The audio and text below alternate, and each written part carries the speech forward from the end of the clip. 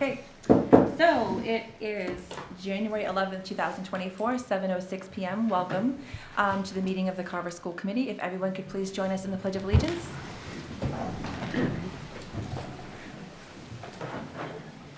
I pledge allegiance to the flag of the United States of America and to the republic for which it stands, one nation, under God, indivisible, with liberty and justice for all.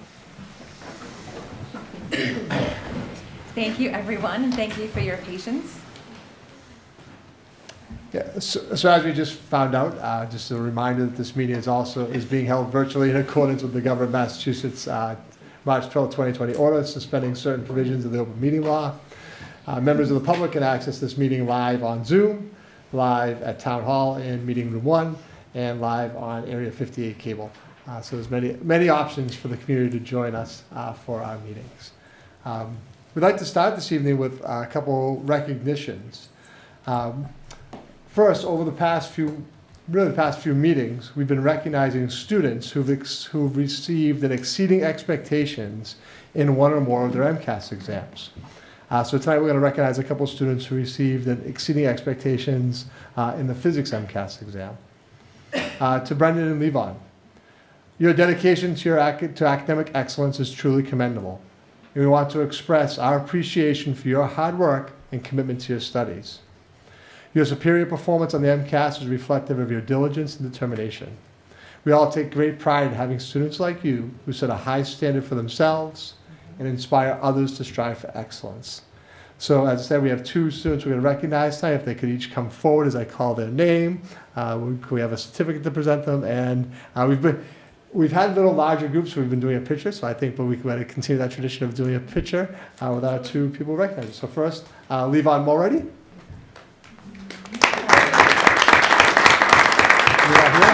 And Brendan Thomas. Brendan is here.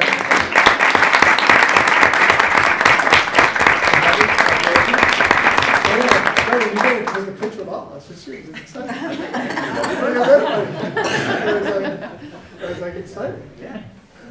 So we've been doing a little live this evening. Gina, do you want to get in?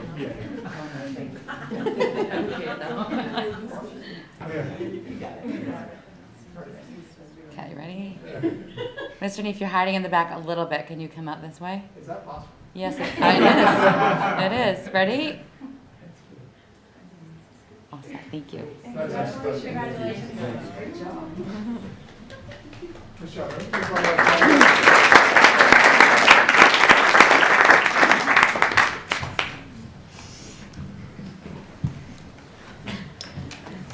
The second group of students we want to recognize this evening is our fall sports all-stars. So we're excited to recognize our all-stars from fall sports this evening. High school sports are not just about wins and losses.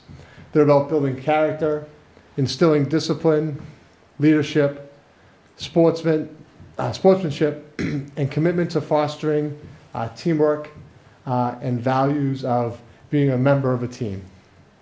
The student athletes that we honor today have not only demonstrated exceptional skill on the field or on the courts, but they've also embodied these qualities, setting the standards for their peers.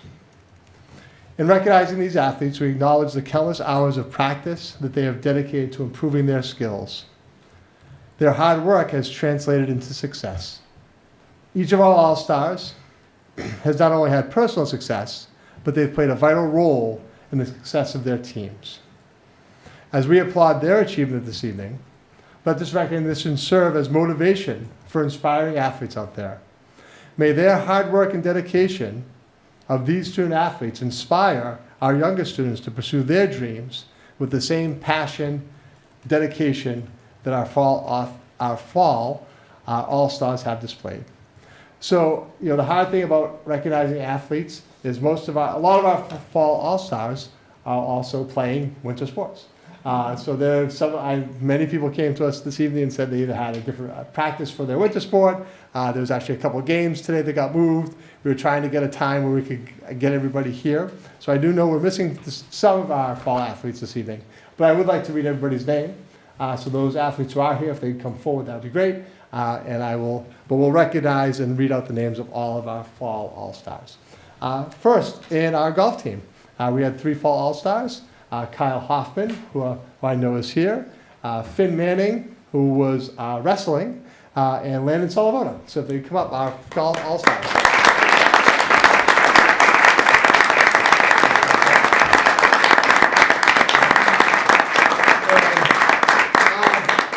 You guys should stay up on display. I know you're excited about that. For football, we had James Callahan, Nathan Dorado, Jamison Helms, Tyler Lennox, Derek Lopes, Robbie Peterson, and Tyler Swain.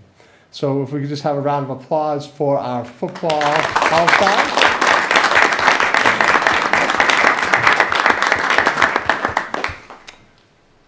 For cross country, we had Jake Holden, Luke Holden, and Luke Maloney.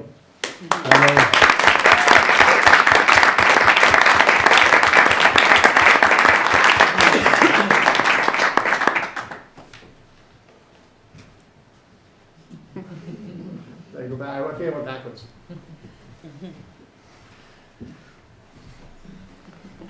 For volleyball, Amanda Byron, Julia Grimes, Mackenzie Wall, Maeve Zakaruski. For soccer, Sarah Stairs. For cheerleading, Elena Thomas. And for field hockey, Madison Butler, Alexandria Perry, and Natalie Winkus. So if we could have a good round of applause for all of our fall All-Stars. And I assume we want to do a picture as well with all of us, so that'd be great.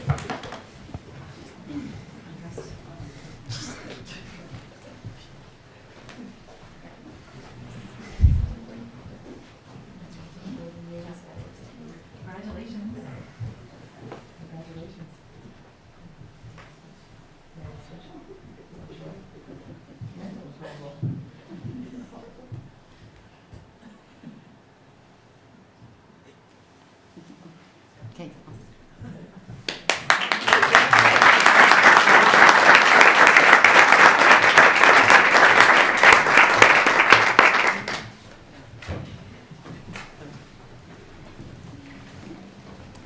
So thank you again to our Fall All-Stars and to our MCAS exceeding category in physics. And thank you to all of our students for all the things they do. Yeah, thank you for joining us. Thank you for all of your efforts. You're more than welcome to stay for the rest of our meeting. But if you also would prefer to leave, you're more than welcome to. So we appreciate you taking the time out of your schedule to join us. Don't everybody crowd the door. So, exactly. Thank you so much for representing Carver and making us all proud. This is the So, best part of right? the meeting. Exactly. Enjoy the rest of your evening. Thank you. Bye, thank you. You're welcome.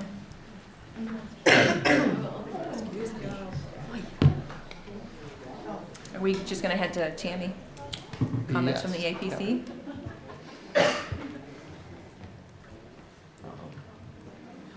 Potentially?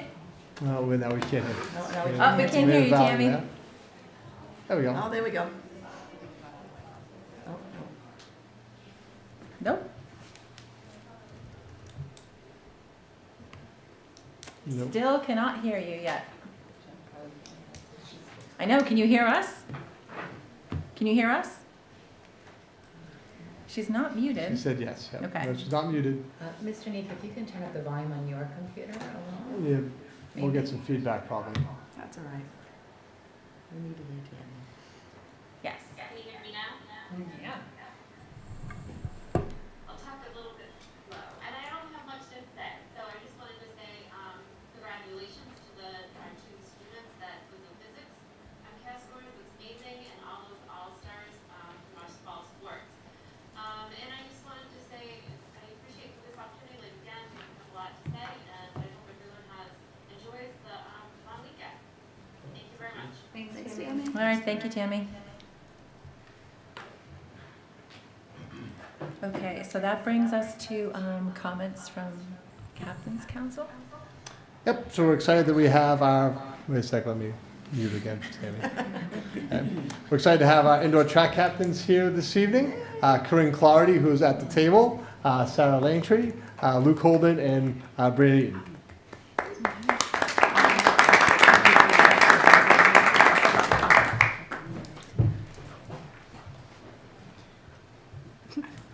You can pull it out, Brandon. Pull the chair up. Welcome, thank you for being here. Hi. So we have a few updates from all of our winter sports. We'll start with track. We are 2-2. The girls basketball team is 5-3. The boys basketball team is 3-3. The boys hockey team is 5-2. Girls hockey is 4-3. Gymnastics is 1-2, and wrestling is currently facing Randolph at the high school tonight. Oh, I went to that. They won this evening. Really? So I was there right before I came Oh, here. So it excellent. was a win. It was a win for wrestling. We That's also great. have some updates about coaches for the spring season. Recently, Benjamin Chaffane was nominated for baseball captain or coach, and Bob Silva was named softball coach just the other day. Okay, great, excellent, thank you. Thanks for coming. Thank you very much. Thanks, Peter. Thank How's the indoor track season going? Pretty good. I was gonna say, we have some, I know that we have some kids who've already qualified for states, so they're probably gonna be modest, but congratulations, it's really impressive how much effort you put in, to be a member of the track team. So, I mean, all athletics, but, there's a lot of practice involved, so congratulations to those who've already qualified for states. All right, thank you. You're very welcome, thanks for being here. Okay. So, and again, feel free to stay, but you're also more than welcome to leave. So thank you for coming, we appreciate it. Thank you. Congratulations. Okay, so that brings us to comments from the general public. So if there's anyone here in the room that would like to approach the microphone and speak, I think everyone that's here is a member of the district, but it's open to anyone. I'm not sure if we have anyone on Zoom. Looks like Just we have Tammy. 15. So it's, Nope, we have oh, we do two have the- people. okay. So if there's anyone that's watching on Zoom that would like to be recognized to speak during public comment, if you could please type your name in the chat to be recognized, that would be helpful. Give me 1 second on that. Okay. I haven't opened up the chat. Oh, okay. So even if they're If they're trying, they can't. correct. Okay, I was gonna say, Tammy was chatting. I just asked her, I just said thank you that she responded about sound. Because Tammy could chat with us, Because she was a panelist? panelist. She was a Aha. panelist. Okay. Now it's open if someone on the chat would like to. Okay, great. So if any of the attendees that are on Zoom would like to be recognized for public comment, please just type your name in the chat now that it's available.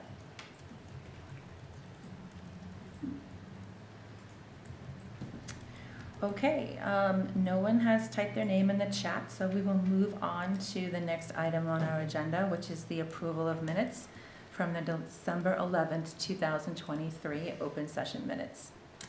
I move that we approve the minutes from the December 11th. Second. Sorry, this one done. Sorry, throat closing. I move that we approve the December 11th, 2023 open session minutes. I second. Thank you. Okay, we have a motion and a second. Is there any discussion? Nope, hearing none. Okay, all those in favor? Aye. Thank you very much. So that brings us to communications. We actually do have one communication for the community this evening.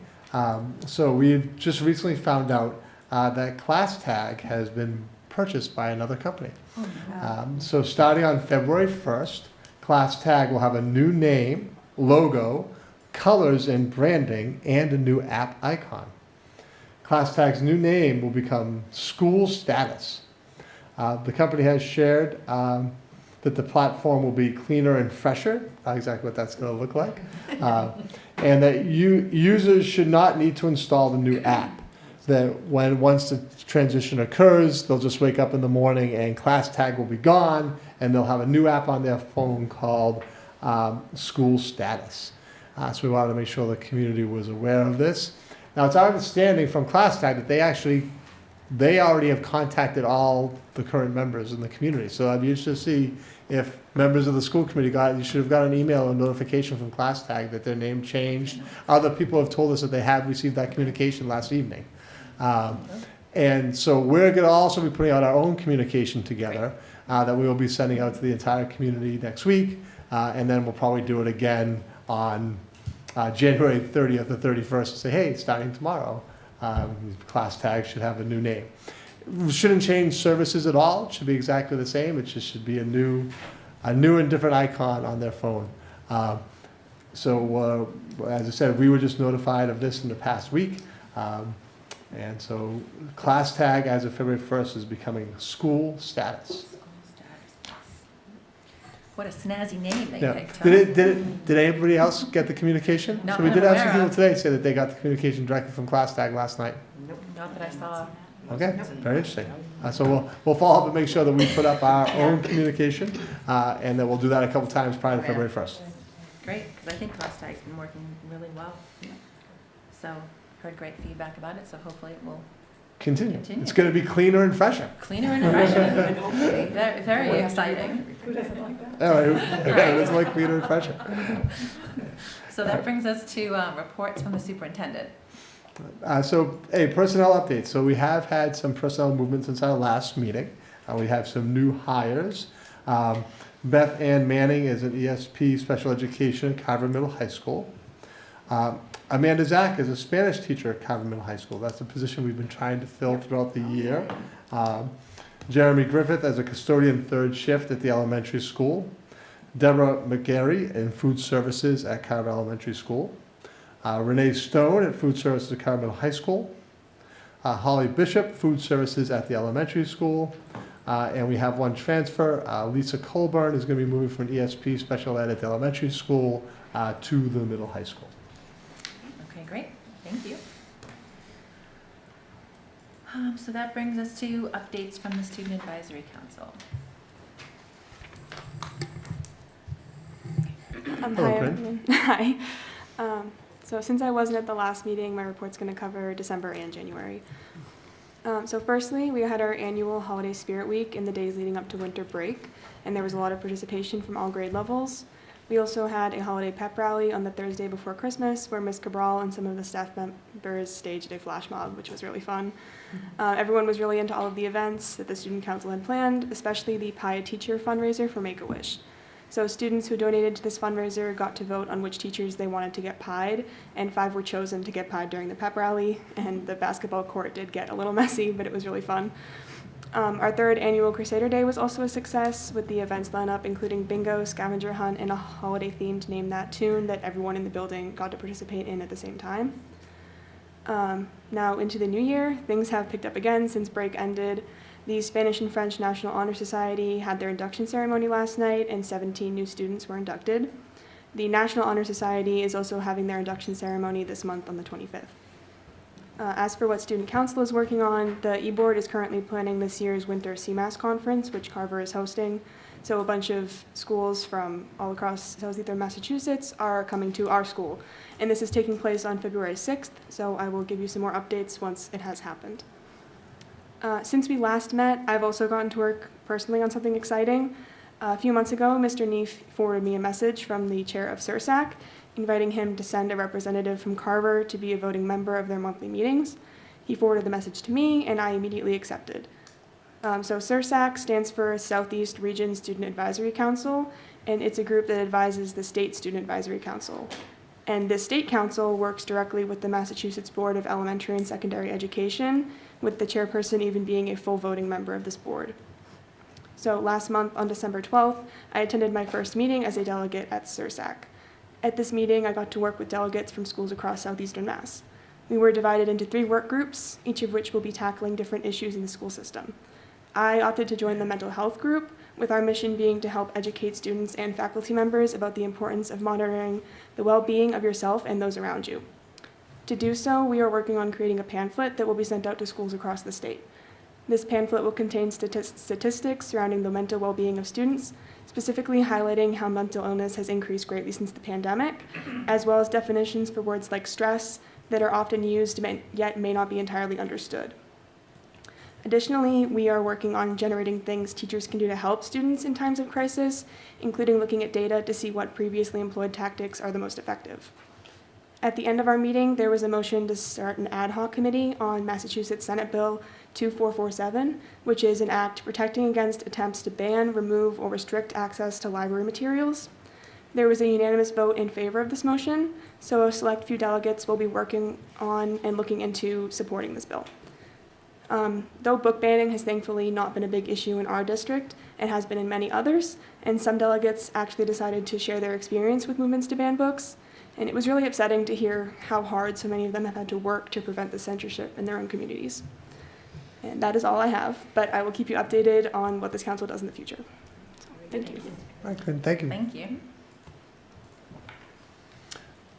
So next, we're going to go into a Pathways presentation. So Meredith is going to give us kind of an update on what's been happening both with Pathways and PBL. Excellent. Thank you, Dr. Erickson. Future ready learning updates. I know, I was trying to find a snazzy title to kind of capture both PBL and project-based learning, and I thought both of them are really geared towards readying students for the future. So I thought that would work. I also stole it from Future Ready Schools, so I just want to be completely honest where it came from. So several years ago, just as an aside, did you go to Future Ready Schools? Okay. Several years ago, Christine, and Ruby and I and a group of teachers in both buildings, there was a good chunk of us, probably about 10 folks, went to a conference on preparing and upgrading our schools for the future. So anyway, that was my inspiration. So the purpose of tonight is to give an update on project-based learning and Pathways, which are two of the biggest initiatives, multi-year initiatives at the middle high school. And then at the end, we have a nice little gift in a bow, which is to talk about our student showcase coming up and to invite everybody. So that's your gift. Are you advancing on our, okay, good. Thank you. So our big picture itinerary is we'll talk about why Future Ready, and then we'll talk a little bit about project-based learning and a little bit about Pathways. It will be a refresh for those of you that have heard about it before with some progress updates, and then we'll talk about the upcoming student showcase. So in terms of why Future Ready, we know that with both of these programs that one of the biggest ways that we've oriented our work is to look at how are students leaving Carver Middle High School, and are they prepared for the future and prepared to either enter the workforce, and they have a plan for that, or are they going to be prepared for college and then enter the workforce? So when we look at Future Ready, we're looking at the knowledge, the skills, the understanding, and then the dispositions. So what are like the habits of mind that students have, and will they be able to persevere in this world that has not yet been created? The other big shift with both of these is really trying to develop a learner-centered culture. So for years we talked about having, teachers work on their lesson plans and their pedagogy. When I entered the profession back in the late 90s, it was all about what the teacher is doing. And over the past 30 years, there's been more and more of a shift towards what are the learners doing in the class and what's the impact of the teaching on the learners. So we call that a learner-centered culture. And then a focus on the whole child, so recognizing that as students cultivate these different skills, it's super important that we're marrying social emotional skills and the skills that involve persevering and giving feedback and integrating feedback without feeling badly and that sort of thing. So all of those, what I think in the workforce we would call employability skills, durable skills, soft skills. So the other thing is with both of these initiatives, we really look for alignment with current research and best practice. And then the Department of Elementary and Secondary Education has a new educational vision, and a huge component of what they're doing aligns with what Carver is. So they must have looked at us and said, hey, this is what we should do. And then on the next slide, I know that you've been introduced to the Carver vision of the graduate. But in order to achieve these pieces, the critical thinker and responsible individual, those can be done through the vehicle of project-based learning and pathways. So if we look now at the overlap between the two, I just mentioned real-world relevance, but really making sure that students are engaged in deeper learning and in problem solving that's actually going to matter to them and matter to their futures. And then to give students more voice and choice in their learning, so less of a stand and deliver or less of the teacher kind of being at the front of the classroom and more facilitating learning. And then an increase in giving students the opportunity to think critically about complex problems and then work through iterative processes and then to collaborate. So that's really kind of at the nexus of both of them. So an update on project-based learning. We just entered our third year of this initiative, and the first year we trained about 15 teachers in cohort 1, and second year another 16 in cohort 2, and then all 5 administrators have been trained. We've been participating in something called the School Leadership Network, which I've presented on in the past. And one of the charges with this is when teachers get trained, it's a 3-day training, and then there are kind of additional PD opportunities over the course of the year. They're intended to develop and then implement 2 project-based learning units or projects over the course of the year. And then administration helps support that. Department chairs have been supportive of that experience as well. So that will continue on, but that is the expectation in this School Leadership Network. We also recognize that the majority of our core teachers have been trained, so that's history and English and math and science, but we really wanted to develop a whole school training. So in May, we're going to be doing a half day to really give all teachers in the building an opportunity to feel what it feels like to be a participant in project-based learning. So there's a group working on that as well. And project-based learning will be one of the 2 main focal points of our upcoming showcase. And then we'll move on to career pathways. And so we have 2 different sets of pathways at the middle high school, but kind of under the larger umbrella with Carver Pathways.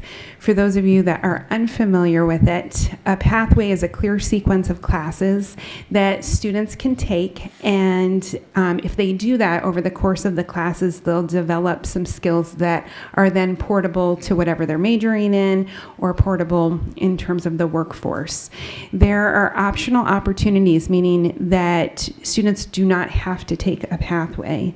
They can if they want to, and especially if they think they know what they want to do when they graduate, but they can also dabble in a bunch of different pathways. They can onboard or they can exit a pathway at any given time. If they officially want to matriculate, for lack of a better term, into a pathway, there's an intent form or an application that they can fill out that just gives guidance and opportunity to say, hey, you know, as a student, this is the pathway I'm in, and guidance will help track the requirements for that. Scheduling for these pathways is obviously easiest if a student knows in freshman or sophomore year, but there are some opportunities, depending on how a student schedule is structured, that they can catch up, but it gets harder to do as they progress, if that makes sense. And then their involvement in pathways can inform internships, and we'll talk about each of the pathways in just a minute. And then just a reminder that 2 of our pathways are actually designated by the state in terms of having to go through applications and reporting, and that we align with kind of a higher bar in terms of expectations. And these innovation pathways are married between a state initiative and the Governor's Council in an effort to try to work on workforce development. So the Governor's Council went in and looked at where are the jobs going to be in 2030, 2035, 2040, and since you have those workers sitting in your classrooms right now, these are the kind of the big buckets that we're going to have the greatest need.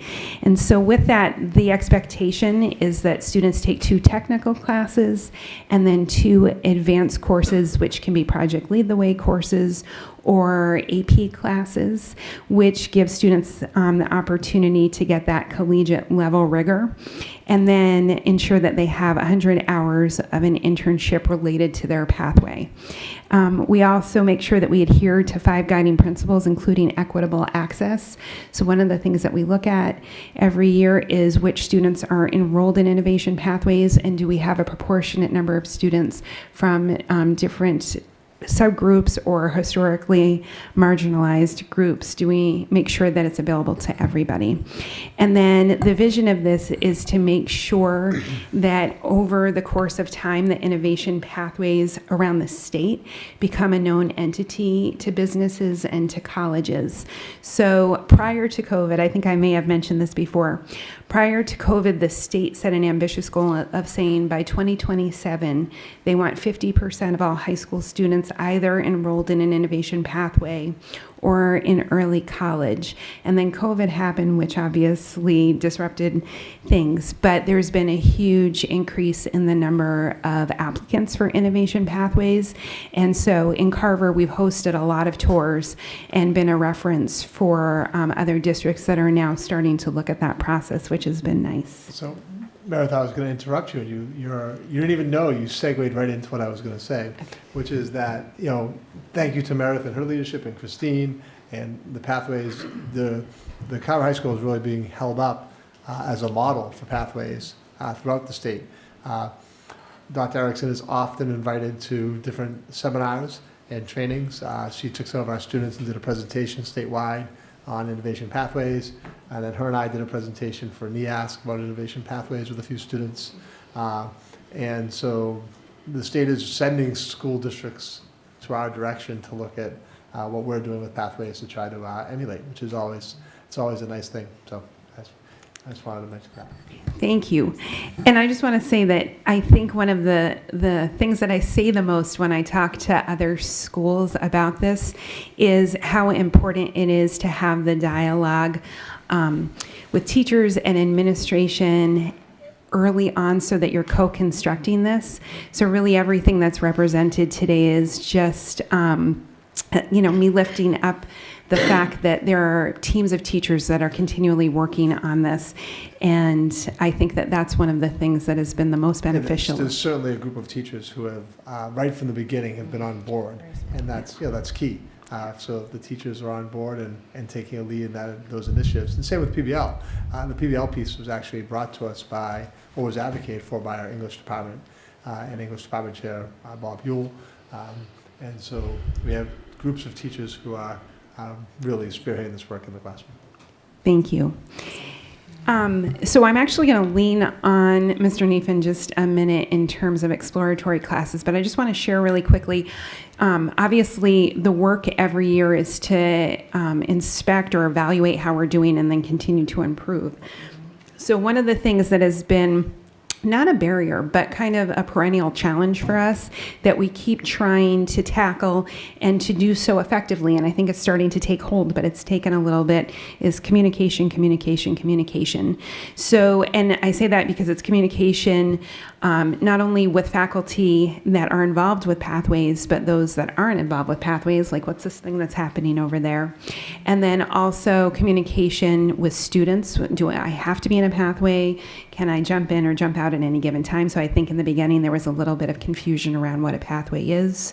And you heard everything. You heard some students say, I don't even know what that is and I'm not touching it. And you had other students say, why do I have to be in a pathway? And so just recognizing that we had students saying, can I be in 2 or 3 pathways? Right. So here, saying, well, yeah. You have to do that. You can't be in that many pathways. Yeah. And so then communicating with families, because I know out of all of my children, they've never had these experiences before. So it does feel a little bit innovative and different from kind of a traditional trajectory. It's not voc ed. It's something that, is very unique. And so if you haven't been involved with that yourself or you didn't realize what these pathways were. It's a new thing. So trying to communicate that. And then lastly, communicating with regional business and industry, because ultimately, particularly for innovation pathways, but really across the board, we place a large number of interns every year in the community. Tammy Miller, you have heard from her before, our internship coordinator, and she has a large task of trying to place students in internships that will really give them kind of a window into what they think they're going to do. And it's extremely valuable when that match works out well. So communication has been probably the largest thing that we continue to try to take on. And in order to do that, one of the things that we recognized is that, yes, it's good to communicate with kind of upper elementary and let them know about these great opportunities when they get to the middle high school. But really, even our 6th and 7th grade students didn't necessarily know that by the time they got to high school, wow, this is what you can take. So to solve that, everyone felt like, you know what, we should do some work with 8th graders so that when they go into course selection for the very first time, they've been somewhat acclimated to, oh, these are different pathways and these are some things that you can start thinking about. So to that end, we developed 8th grade exploratory classes, which are term-based classes. And when I say I'm going to lean on Mr. Neef, he really helped create with guidance a schedule that would accommodate this and can share a little bit about how many So ultimately, exploratories. unless a student has band or chorus, because band and chorus are full year, almost like allied arts courses, they will take 8 exploratory courses. Students who are in band and chorus are only taking 4 of the 8 because their other allied art is the music elective. But actually, I think I'm correcting myself now. I believe we actually separated out 8th grade band this year. So the band kids are actually, it's just the chorus kids who are only getting, they're only getting 4. Everybody else is getting all 8 exploratory courses. And it's a term course where our goal for the teachers in those courses is to, we want to make sure that students understand what the pathway is about and what the concept of a pathway is. So at the end of the year, once they've gone through it and studying all 8, they'll have a little bit of a sense of what directions they could go in. And then the good thing about seeing all 8 is there's a little bit of repetition of some of those concepts of, no, you don't have to be in a pathway. You can only be in one pathway. You can't be in 3 pathways. So they're going to kind of hear that messaging throughout all of the exploratories. Sometimes you need to hear things multiple. You need to have multiple exposures to get a better understanding. So hopefully by the end of the year, 8th grade students will feel really comfortable of, this is what I need to do and this is what my next steps are. And one of the things we've been doing, I know it's the next thing on this, is the teachers actually developed a survey that they gave the students at the end of the first term, at the end of the second term, with key questions of, do you understand what this pathway is about?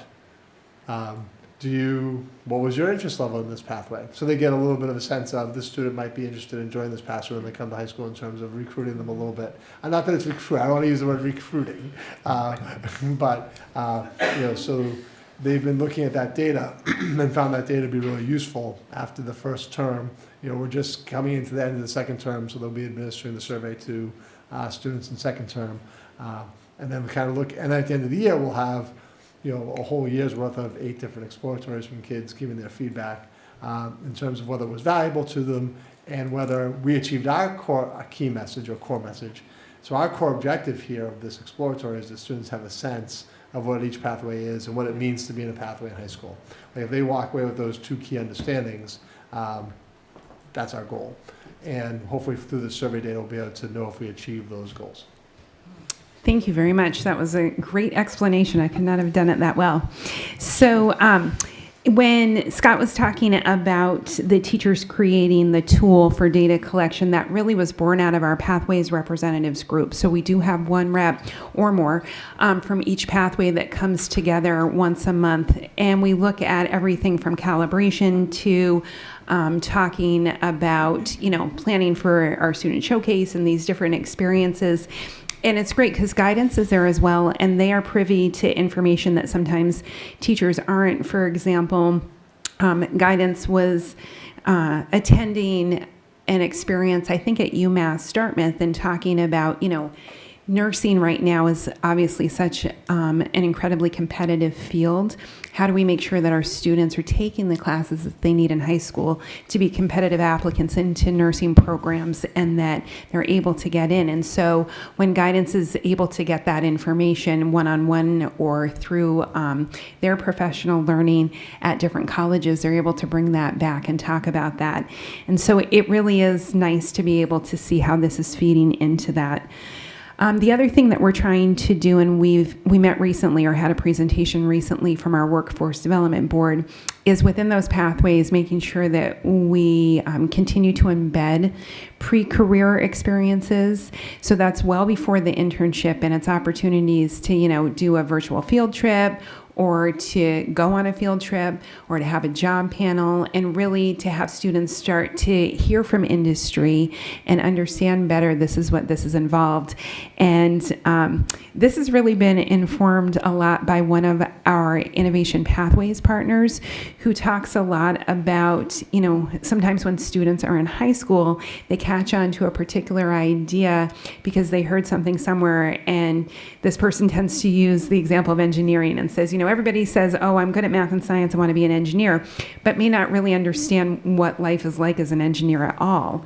And we definitely need engineers. So it's a good thing. My children in particular love the whole concept of engineering, but being able to have those pre-career experiences would be really helpful for students so that they might be able to say, you know what I really want to do is something else. Or, yeah, I can see myself being an engineer. So just making sure, I know you caught yourself on using the word recruit, but really it's like matchmaking, right? Making sure that students are able to find a way to see their passions in their schooling and be able to prepare accordingly. So to move on quickly to the different pathways, I'm just going to give you a quick orientation to what these slides are, and then we'll move through them a little quicker. So I plucked out what you would call technical classes that we provide in each of the pathways. And so biotechnology, this pathway offers a STEM inquiry class. It's also needed for environmental agricultural sciences pathways. And then they actually have a class called Career in Life Sciences where they do technical work, but it's all through students being able to select from a never-ending variety of life sciences and being able to research what that entails and then do labs around that. An anatomy and physiology, and then a biotech methods lab. So you'll see this common architecture in the next slides. That big 104 in the right-hand corner is the number of students that are enrolled in a biotech class. Sometimes it's the same student in multiple classes. So I'm going to use the term seats. So 104 seats are used in biotech, if that makes sense, or we have 104 seats filled in biotech classes. The other thing is every pathway... And all those students may not necessarily be in the pathway, because that's that whole concept of students can take a specific elective within the pathway, but not be fully enrolled in the pathway. Yes, thank you. I appreciate you reminding me of that. The other thing that you'll notice is on each slide that there's a skills thread. And so these are obviously skills that are either technical, for example, lab and research skills. We do electrophoresis and micropipetting and serial dilution and all these like high-end things that really prepare students for lab work outside of high school. And then there are also things that are kind of common across different threads. For example, OSHA 10 is a very common certification to be able to get that is, around workplace safety, but is applicable to labs or to manufacturing or to other areas. So I just wanted to explain what those pieces are. And I just want to mention that two of the teachers in the biotech pathway have become trainers for CPR, first aid, and AED, and so they're going to be able to ensure that students receive that certification. So students in the program who are in the pathway will get CPR, first aid certified. Thank you. Yes, actually, to piggyback off of that, we were able to have 2 elementary and 4 high school teachers involved in that training. So now they can, as Mr. We can also mentioned, train our own staff as well. But certainly, that's great. the goal of the biotech teachers was to bring that into the pathway and bring that certification to the students in the pathway. That's great. Yeah. So moving along, culinary and hospitality, I thought you might want to see the end results of the gingerbread house. Yep, and the many pounds of dough that it took to create that. I hope everyone had a chance to see it. It was just dismantled today, or over the past couple of days, I think. But to have something that large was amazing and definitely added a level of excitement to the building. So the course progression here is Pro Start 1, 2, and then culinary internship, and we also have an international foods elective as well. And 136 seats, in that. 47 seats in computer science. This year we changed the course listing a little bit more to make it clearer to students instead of just calling it Project Lead the Way, which can be a little confusing to a 13-year-old or a 14-year-old. We change it into what's actually happening. So there are 4 semesterized classes here, and you can take multiple courses in the same year, but intro to computer science, apps, robots, and Python, and then you can keep reading along to see how we embed cryptography and cybersecurity.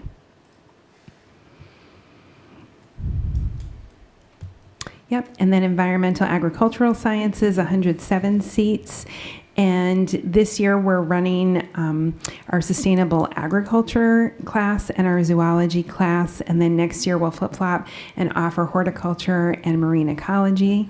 But even sustainable agriculture right now is using our new greenhouse and the shed that accompanies it to build the aquaponics and hydroponics opportunities, which has been great to see. And then also we have AP Environmental that goes with that. Health and wellness, 142 students. And students in this pathway take classes specific to health and wellness, but there's some overlap with biotech. So you can see the picture of the heart from Mrs. Waitner's room. And students have the opportunity to work on personal fitness certification, as well as first aid, CPR, AED, nutrition, and and then 108 students in manufacturing, engineering, technology. Again, the course names have changed a little bit, but in all of these courses, the idea is to embed project-based learning so that students have the opportunity to not only use the very well-endowed makerspace that we have, but to use that to solve real-world problems. And 108 students there, and then 234 students in visual and performing arts. Sorry, I'm just not trying to slow you down. We do have, is it 11 or 12 of our students in the MET pathway are out on there doing their internships? 11. So we have 11 seniors who are completing the pathway, who are doing their internships in the field in a manufacturing, engineering, technology space. And thank you to Tammy Miller, as our internship coordinator, has done a lot of work, procuring the sites for those students to be involved in. That's right. But, Yeah, if I can just add one more thing, so now I'm slowing us down even more. One of the things that, again, has been super rewarding is we have a very strong lead industry partner for manufacturing, engineering, technology who has helped us with the last 2 showcases. I know some of you have been there. But one of the things that's been great is very early on, we knew that we were going to have a pretty solid cohort of students that would need placement. And one of the things that we talked about is you can't just show up on someone's doorstep and knock on the door and say, hey, we have high school students that could come do a year-long internship. So developing that relationship over the past 2 to 3 years has been key, and that's why we've had so many of these events. But additionally, there have been other avenues of partnership. And this was an idea that came from our lead industry partner, is if someone might either not be able to take an intern or might be reticent to take that on right away, is finding other ways that they can engage and help inform the program. So we do have a robust curriculum advisory group, which is made up with a lot of the industry from Plymouth Industrial Park, but even the greater regional area. And they meet every once in a while and just talk about, oh, this is what you're doing in class. Well, here's another way that you can look at, or they give feedback. And now with artificial intelligence and the fact that that's going to change careers so much, it's been nice for us to be able to witness how things are changing in industry and how that can inform how we have to change here. So it's great. And then visual performing arts, 234 students. This does include all students that are in chorus and band. And then in the visual arts, there's a clear articulated pathway where they take 2 and 3 dimensional design and then can choose between digital photography and communication, graphic design, and video production 1 and 2 in our new TV studio. I'm still calling it new even though it's a year old. So if you add up the total number of seats, right now we have 943 seats out of our high school students that are taking these classes. So of that, if you look at the students that are actually in a pathway, 42% of our seniors are in a pathway, 40% of our juniors, and 19% of our sophomores, which is kind of the progression that we expect to see. So if you're looking for impact, I think that that's a pretty significant impact considering the fact that we have just started these a few years ago. And again, I just want to compliment the teachers and administration for supporting this and really bearing the torch as this work has taken place. So to be able to continue to work on sharing this communication with our community, we have a big student showcase coming up on Thursday, February 1st, that folks have been working on really since August when we first started talking about it. And it's an opportunity to see projects. So projects from project-based learning that are occurring, and then projects from each of the pathways. The one caveat would be the kitchen, because as you well know, it's currently not accessible, but will be next year. But we've been talking with the construction company about that evening allowing people to see where the work is in progress. So Mr. Portland is going to take people down to see the room if they're interested in doing that, and work on that evening, having it cleaned up a little bit and having people just peek their head in and see the progress at the room, where it stands as of February 1st. So the other thing that we're doing is for students in grades 4 through 7 who are not yet in an exploratory or not yet in the high school, we're sending a postcard inviting those families to attend this. And then Mrs. Cabral has a personalized email that will be sent out on class tag to those families, just letting them know that they're invited to participate, is particularly for upper elementary, so that they can see how this may inform the future of what students will experience. And then to piggyback off of that, we thought it would be great, since this is all about future outcomes and selecting courses, it made sense to couple that with our high school program of studies night that is really geared towards 8th grade families that are going through the process, and then a nice refresh for students and families of 9th through 11th grade, so that they can see how to select courses and learn about GPA. Department chairs will be there so people can put a face with a name, and it will be a great experience. So to give you a little bit of the details, the program of studies night will begin at 6 p.m. in the auditorium, followed by the showcase at 6:30.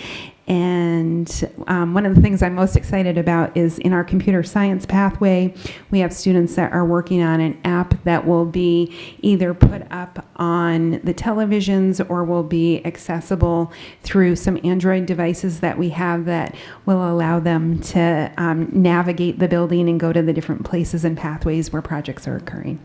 That's great. So please join us. Any questions? I have one question. Yeah. Just, I'm curious, how many people do you have going from pathway to pathway? Do people usually stay in that pathway, or like, oh, I don't like this, and they switch out? Does that happen? It does happen, and it's designed so that it can.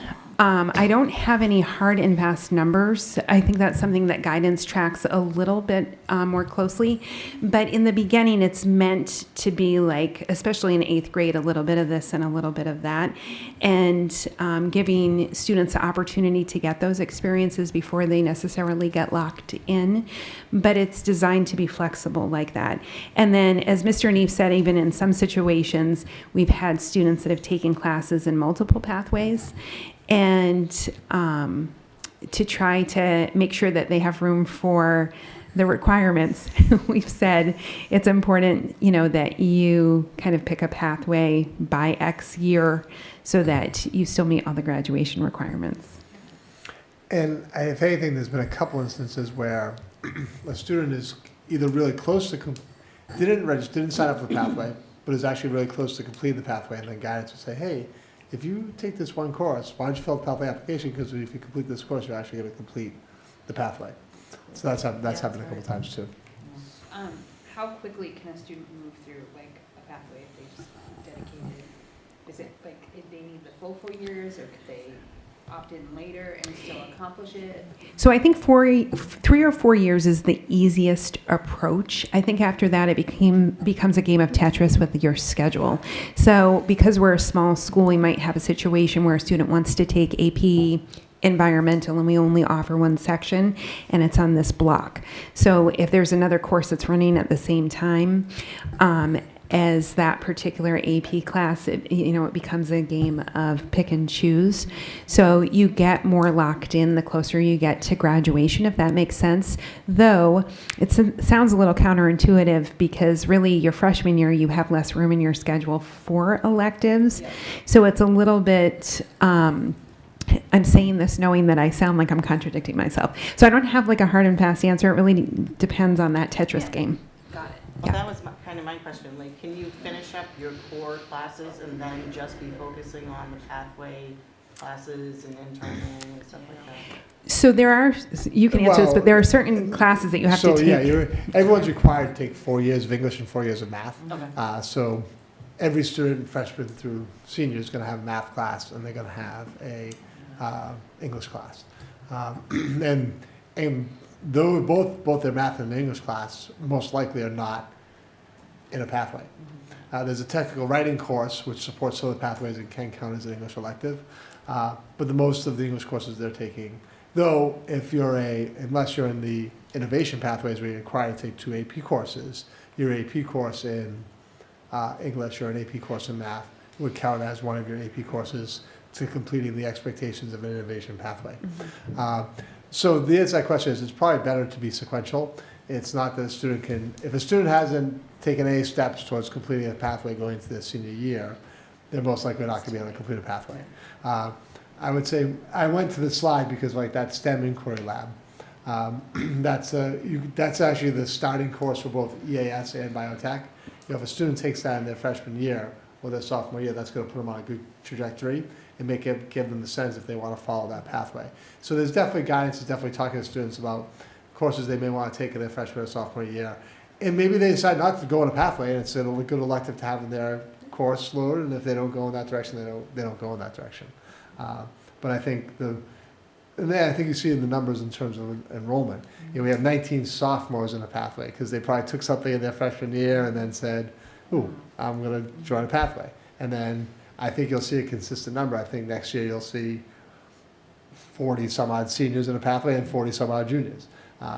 Which is close to our 50% mark that the state was looking for in terms of what the goal is. Not saying we're there yet, but I think we'll certainly be there by 2027. I do want to add too, one of the things that when we were working with students on some of these statewide presentations or NEASC, is more of an international group. When we went and did those presentations, one of the students was talking about, I didn't really know what I wanted to do. And I would agree that, that's very common and it's totally okay. But she represented, look, I was in this class that I was taking and we happened to do this project and I had to create a prosthetic device for this, stuffed animal, but there was like a whole little, not rap sheet, but almost like an admittance sheet about how this animal was hurt and the stuffed animal and what they needed and all of that. And so the design engineering process just really aligned with the student. It was her first time being able to really do that. And she loved it so much that she's like, what, I want to become a biomedical engineer. Now, if you had asked her, and she says this, if you had asked her 6 months before, hey, do you want to be a biomedical engineer? She would have said, I don't know what that that is. So it really comes back to giving lots of opportunities to expose students to the broad industry, because most of the jobs that these students will probably have haven't been created yet, right? So the reality is making sure that they can understand these large career clusters and develop that vision of the graduate skill bank so that they'll be successful in this future ready experience. So thank you. Thank you. That was amazing. Thank you. Any other questions? No, just thank you to everyone that's involved. Carver is so fortunate to be able to offer this to our students. So I'm glad to see that the numbers are increasing in terms of participation, and I'm very excited for the Pathway Showcase, on the PBL Showcase and the Program of Studies Night, because I think it will go a long way towards informing the community, what opportunities are available in Carver. So thank you for everyone that's been working on getting that together, for the efforts, and look forward to seeing everyone on February 1st. So Thank you. thank you very much. Very, very exciting. All right, thank you. So moving on in the agenda. Yes. So at our last meeting, we talked a little bit about having a presentation on nursing services. So our staffing in the nursing, I'll invite our lead nurse, nurse leader Karen showing up, who's going to give the presentation. Leaving. And, obviously over the last few years, our nursing staffing has changed a little bit. So prior to COVID, we had one nurse at the middle high school, which was Sean, and two nurses at the elementary school. Ms. Sean had a ESP, or paraprofessional, who was working with her in the nurse's office. During COVID, we decided to expand the nursing services, and using ESSER funds, we added a second nurse to the middle high school, and we also added support personnel at the elementary school. At the end of last year, as we talked about many times, our ESSER funds had been expended, and we had originally made a decision to go back to the pre-COVID staffing levels, where we would have one nurse at the middle high school with paraprofessional support and two nurses at the elementary school.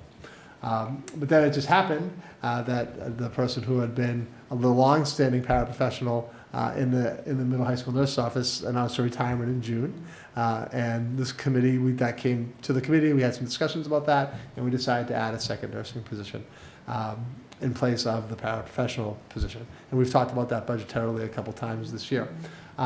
So I think part of our goal this evening is just to get a sense of what are the services that we're able to provide the community and our students and the district by having two nurses at the middle high school and two nurses at the elementary school.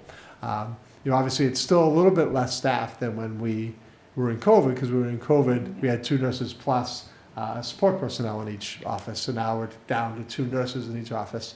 And there is an intern who does go over to the elementary school 5 out of 7 days in the cycle for a couple hours in the afternoon to provide support services. So that's kind of our framing. We talked about this a little bit at the last meeting. The committee asked for a presentation, kind of update on what the services being provided. I talked to Karen about that, and she was happy to come this evening and give us an update about what's happening in our nursing departments at the elementary school and at the middle high school. All right, Excellent. thank you. Welcome. Thank you. All right.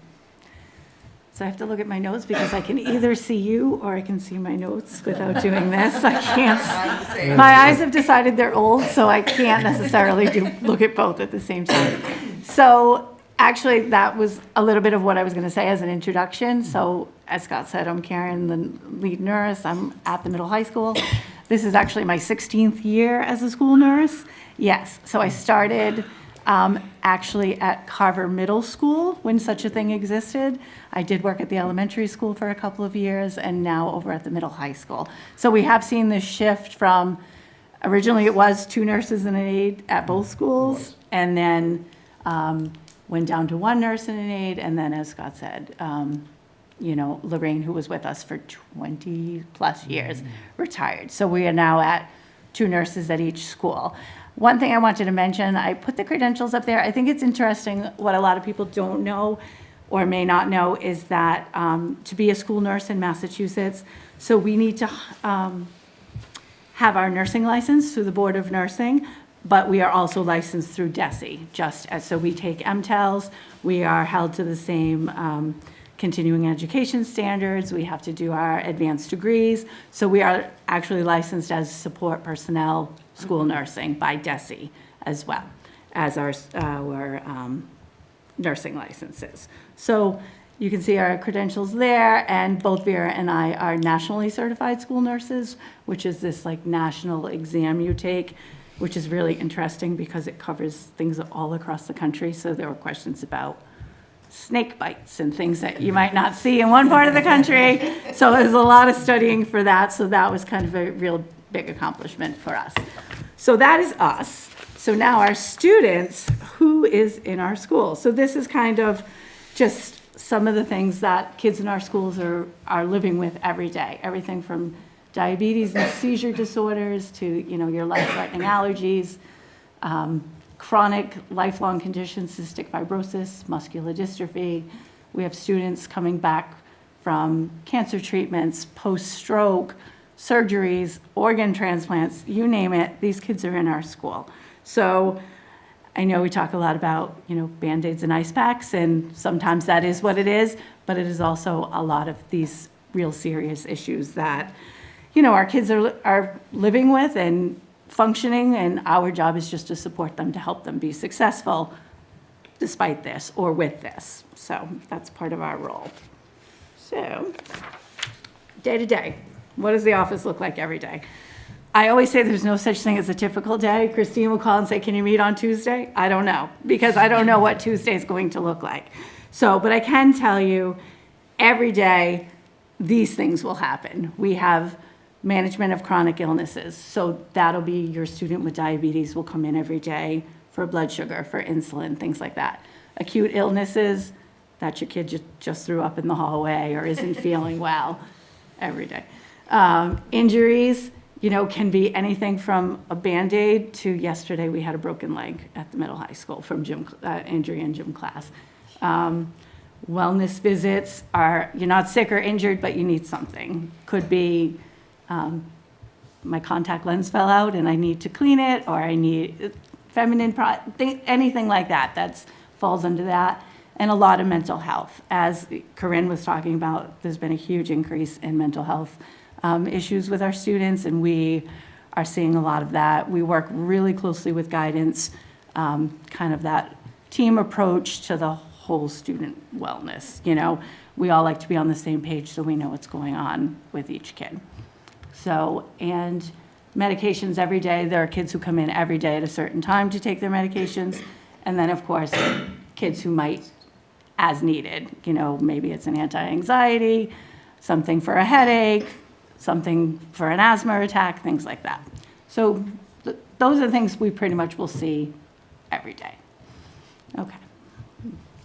Did you talk about medications? Did I? Yeah. Didn't I? Medications? Yeah. I did. Playground incidents, bumps in the. Yeah. Sorry, I lost that for a second. Sorry. I think I did. Whatever. All right, so screenings.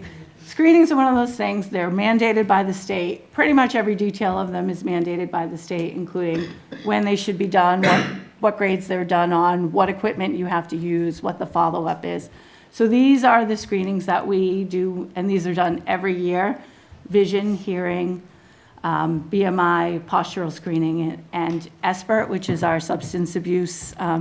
It's a one-on-one question and answer with kids in 2 grades that we do. So those are done every year.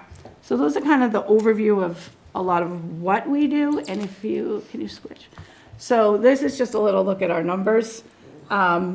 For 2022-23, I went back to last school year just to kind of get so we logged in 13,468 visits to the health office last year in the 2 schools. District-wide. District-wide, yep, in the 2 schools. So, and gave 4,000, it is a lot. It's a lot. So, If you look at the student number. well, the student number that, probably owns it. yeah, that's my next point. So medications, almost 5,000, and screenings, almost 4,000.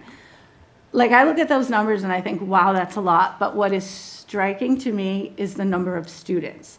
So those 13,000 visits, it's not like, 26 kids, 500 times each. It's 1,323. I don't know what our population Well, I was was next just year, that- maybe that- 14 When I something. was when I was previewing your presentation, that number struck me as well. Yeah, Because, our population's around 1,550. Yeah. So that's Amazing. over Yeah. 85% of the students I kind of ended did up it. in one of the nurses' offices Yeah. last year. Right. So when I looked at that, that was the number I kind of wanted to point out. Yes, we're busy. Yes, it's a lot, but we're reaching so many students. And even with the screenings, 1329, basically the way the mandates are for which grades need which screenings, it's almost every single grade except for 11 and 12 that gets some kind of screening. But we always say the screenings, yes, they're a lot of work. Yes, they're kind of, sometimes redundant, but it's a connection with the student that they're not ill, they're not injured. Sometimes it's just a chance to get to know the students, and we see them, they connect our face with our name, and it's just a connection. So 1,329, I think it is about 85%. That's about what I kind of calculate. I wasn't sure. And then we spend a lot of time on the phone and on email with parents. I couldn't pull that number from last year, so I went yesterday or the day before. I looked at our first 80 days, and we had 2,381 parent communications. Sometimes that's a quick email. Sometimes it's a really long phone call. It could be any of the above, but we spend a lot of time talking to parents. So, all right, that was that page.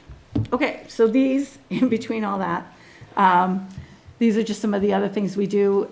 IHPs are individual health plans. That might be for the kiddo with diabetes who, this is kind of his plan for when he's in school. And an emergency action plan would be a kid with a seizure disorder. Like, if this happens, do this. So that would be the kind of thing you would send to teachers, bus drivers, so that they have a plan in place. And we work really closely with the parents and the student on those. Immunizations, we have to track all immunizations. There are certain requirements by the state that we've been working on this week. So tracking all those, tracking all the physicals that come in. Concussion management is a big one, especially at the middle high school with athletics. Before and after school activities is really at the elementary school. The nurses need to know who's in the building before and after school, who's participating in run club, are there are medical needs, are there things like that. Athletics, we work at the middle high school really closely with the athletic trainer on any injuries. We meet every day to kind of, this is what happened last night, this is what happened during the day, so that we have that continuity of care for those student athletes. Field trips, I love field trips. I like to go on field trips. I love that we give the kids these opportunities to see so many things. But from a medical standpoint, they can be significant challenge because we know the kids from, say, 8 to 2. I know what medications they take. I know what their needs are. But a lot of field trips, especially at the middle high school level, will expand. Sometimes they're overnight. So those medication changes, there are different needs at that time of day, things like that. So, and then staff care. Like, we're not directly responsible for staff, but we get a lot of questions, a lot of consults, a lot of, can I ask you a question? Sure, so we spend a lot of time with staff, sometimes talking them down. All right. Part of the team, that's us. So as I said, we try to take the team approach and, it's all about the whole student, the mental health, the physical health, academic support. So we serve on these committees, middle school student assist, high school student assist, program placement. Does this kid need to be in, a special program where they're going to get more support? Attendance committee, we attend 504s. IEPs if there's a medical concern involved in that. And let's see. And we also partner with the communities. So the dental hygiene program is something the elementary school does, where they have the dental hygiene students come in and they offer services to the kids at the elementary school, which has been really successful. Walgreens we've partnered with for vaccine clinics for our staff. Carver EMS, Mike Ryan and I have worked together a few times, most recently on the AED project. And we also did some community COVID vaccine clinics with Carver EMS. McLean Hospital is a great resource for our mental health questions. They can provide support and information on any medications. They've come in and done guest speakers and presentations for us, so they're a really great resource. Middleborough Pediatrics is our school physician, so they're a great resource. And Convenient MD is the new place in Plymouth that just opened. So we were able to talk to them, and they are reaching out to local schools and areas, and I was able to get some actually vouchers for free physicals for sports and things like that for kids who couldn't afford it. And we entered into this kind of program with them that if the school nurse calls them with a family who isn't bringing their child to be seen because cost prohibitive, that they will see them for free if we give them a call and a heads up. So that's a brand new, they just opened in December. Yeah, so that's a brand new kind of partnership we're still working on. So I think that's really great news. All right. And nurses as educators. So we do a lot of staff trainings, EpiPen, diabetes care, we do seizure management. This is for teachers, bus drivers, paraprofessionals, and really anything else that comes up. COVID, we did a lot of education around that. Student lessons, I know Sarah and Vera at the elementary school do with the littles, hand hygiene and dental hygiene. They do growth and development and kind of any other topics that may come up. I think they said they've done topics on lice and all those fun things. At the middle high school last spring, I was here with my little babysitters. We're still continuing that. I love that program. It's so much fun, and we're still continuing that. And Jessica and I have been working. You had mentioned it with Mike Santos and Stacy Waitner to talk about expanding CPR and becoming involved in training both staff and students. And of course, some of our high school seniors intern at the elementary school nurse's office. So they get a chance to work in a clinic and see how that runs and, kind of have nurses to kind of mentor them through that process. So I think that's been a really great program as well. This is just all the stuff that the state makes me do as nurse leader, which is a lot of paperwork and a lot of meetings. But the problem with the meetings is it takes me away from the office. They're required they're just required of us. So years ago, it was always 3 regional, 3 state level meetings a year, and you had to drive all these crazy places in the state. Then COVID hit, we changed it to all on the computer. But now we're starting to get back to in-person meetings, which I appreciate, actually. But it's a great chance to network with other schools and other school nurses, other districts, other parts of the state to kind of see what's going on, how they manage different things. And then we're also required to file all these reports with the state every month, at the end of the year, immunization surveys, all kinds of things.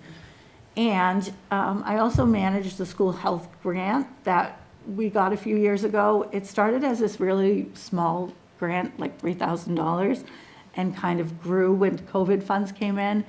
So we've been really fortunate. We've been able to kind of self-fund some bigger ticket items, new hearing and vision machines, new vital signs, electronic things. I wrote notes because I knew I'd forget, things like that.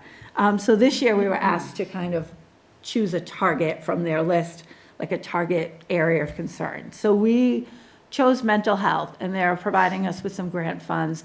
And we've been working with Christine, and we're going to do a wellness room.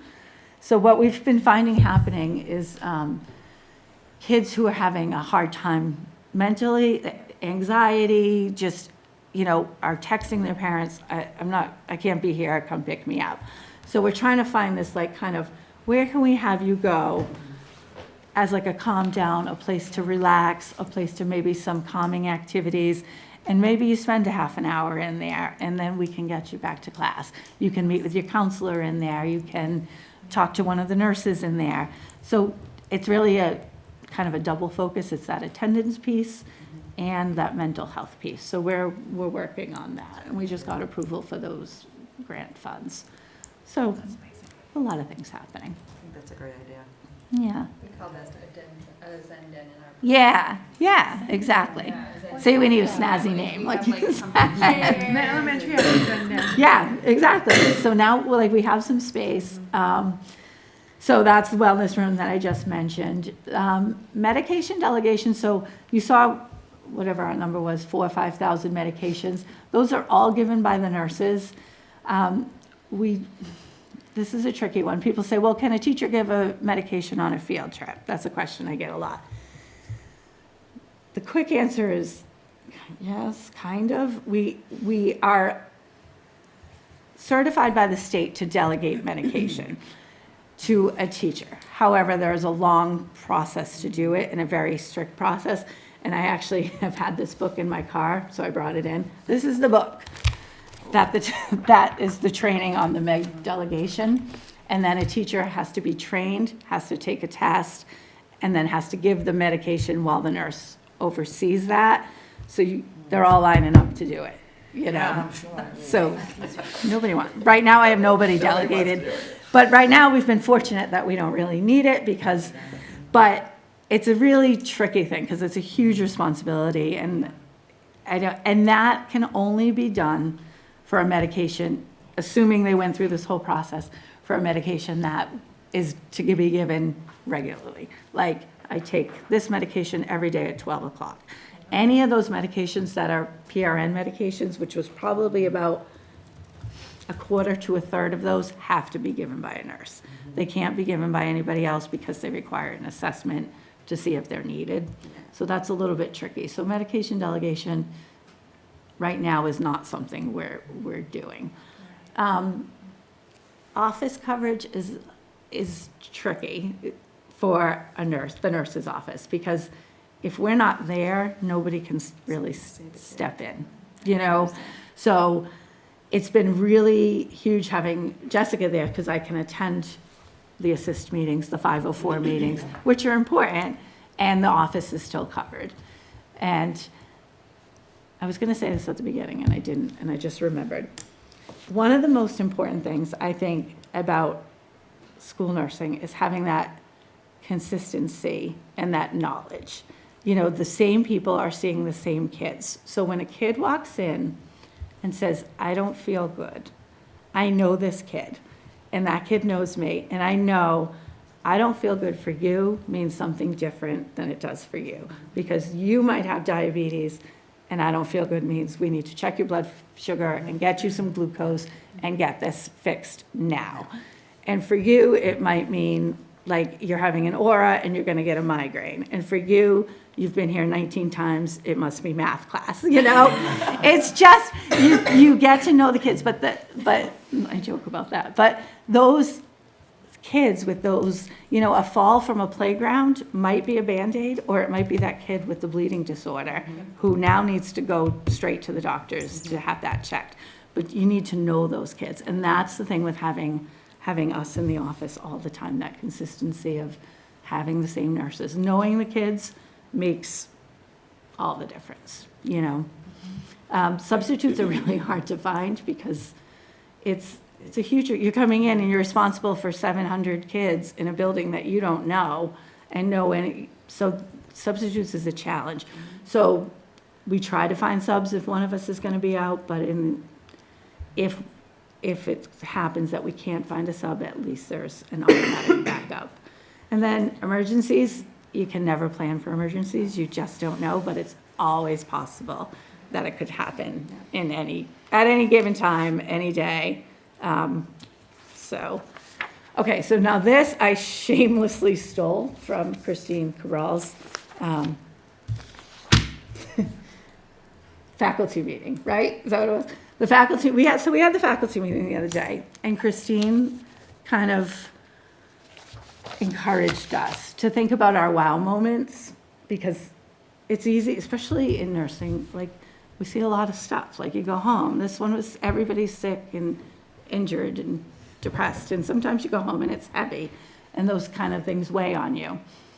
So at the faculty meeting the other day, she asked us to think about our wow moments, and just that day I had this moment, And I didn't share it that day because I was still kind of processing it, but I saw the student today and I said, can I share this? And she said, yes, absolutely.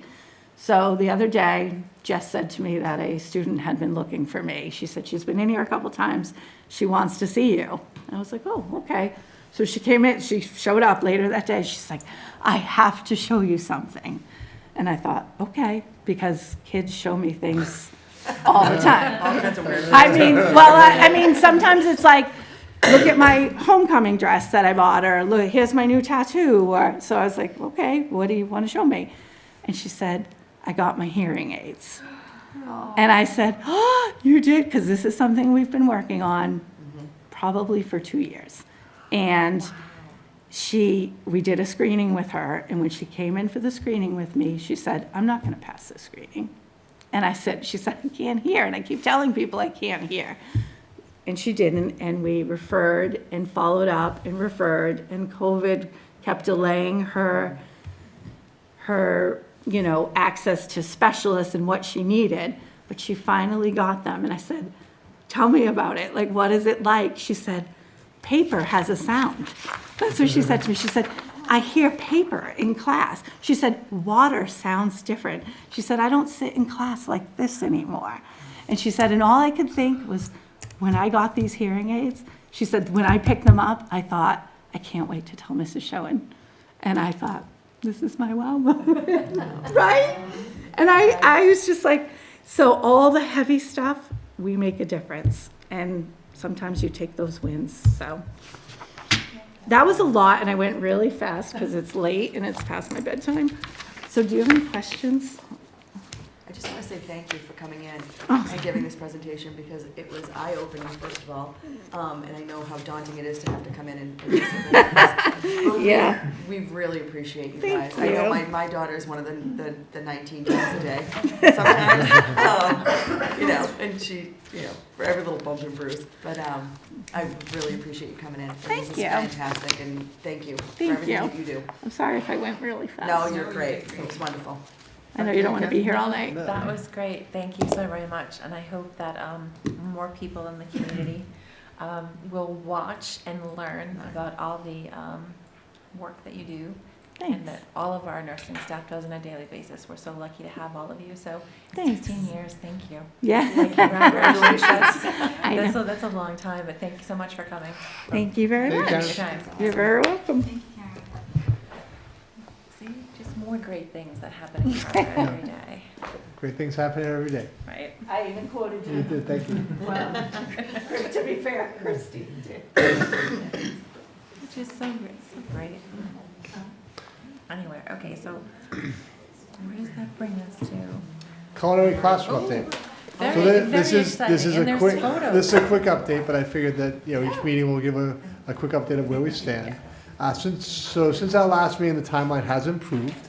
The designer worked effectively with the general contractor, Page Construction, looking to improve the timeline for procuring the kitchen equipment. Because if you remember, that was the holdup, is that they've been moving very quickly in terms of the work.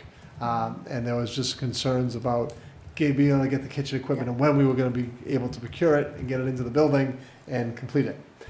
So the current timeline has the project now being completed at the end of April, where before last time we met it was June. So if we were able to maintain that timeline, this would allow students to use the new kitchen for about 6 weeks at the end of the year. Obviously, our focus has been, we want to continue to work with the designers and the contractor to improve that timeline. So we have a bi-weekly meeting that brings the whole group together, and the question that we always ask is, well, what can we do to improve that timeline? What can we do to get this thing moving faster? And I think there are some opportunities. Certainly, I don't want to give anybody a false impression. The project's not going to be done in the middle of March. It's not going to be done February 1st for the showcase. But I think there's some opportunities to hopefully improve the timeline to have it maybe completed earlier in April. Obviously, a great goal for us, I don't know if it's achievable or not, would be able to have it completed for the beginning of fourth term, so students would have the entire fourth term in the culinary classroom. So where they've been right now, the pictures are going to look pretty similar. They've really been doing kind of all the rough plumbing and the rough HVAC. and the rough electrical. So they're getting close to completing all of that, and they're looking in the 2-week look ahead. They're anticipating that they're going to be able to put style-pin walls up. Cool. So when we go along, we'll see a little bit better. Sorry, I'm a little slow here on Well, that. I'm impressed that the floor is filled in. Yeah, because the last picture was all done. So all the underground plumbing is done. The floor is completed. It is interesting in terms of design, and so the next steps is going to be the walls and the ceiling and the floor. But the way the floor is designed is the floor is designed actually to go up under the walls. So the floor has to go in first, and then the walls. So I think it's going to be ceiling, floor, walls. But it's designed that way that ultimately you can see it's in this picture right here. You can see there's a drain right here. There's actually I believe there's 3 drains in the room, and it's all designed concave to go down to the drain. Yeah. So in theory, you could come in. Not that we're going to necessarily do this, but you could come with a power washer and wash the walls. And it's designed so it doesn't. It's designed to not get under the floor. So you can come in and clean all the walls, clean the floor, have it all go down the floor drains. So that's the purpose and the intent of the design. I don't know if they'll be there next time we come. I don't know if they'll be at that stage, but maybe a couple meetings out, we'll have some pictures with the walls up and the floor in and the ceiling. Cool. Like I said, this is actually a pretty similar view. Exactly, not seeing anything that different in that picture. So it's gonna look the same from a few different locations in the room. Are you doing a time-lapse video of the whole project from beginning to end? There is not a video camera in there right now that I'm aware of. So there is not. It's not like the elementary school where we had the time lapse video. I don't know if you remember that. We did a whole time lapse video of the building. Which was elementary school. amazing. That was incredible to see. There is going to be like an interior wall. I don't know if you can see that here from the depth. So there's going to be one interior wall with a kitchen stations on each side. Oh, cool. So it's going to be a little bit different in terms of design. And last picture.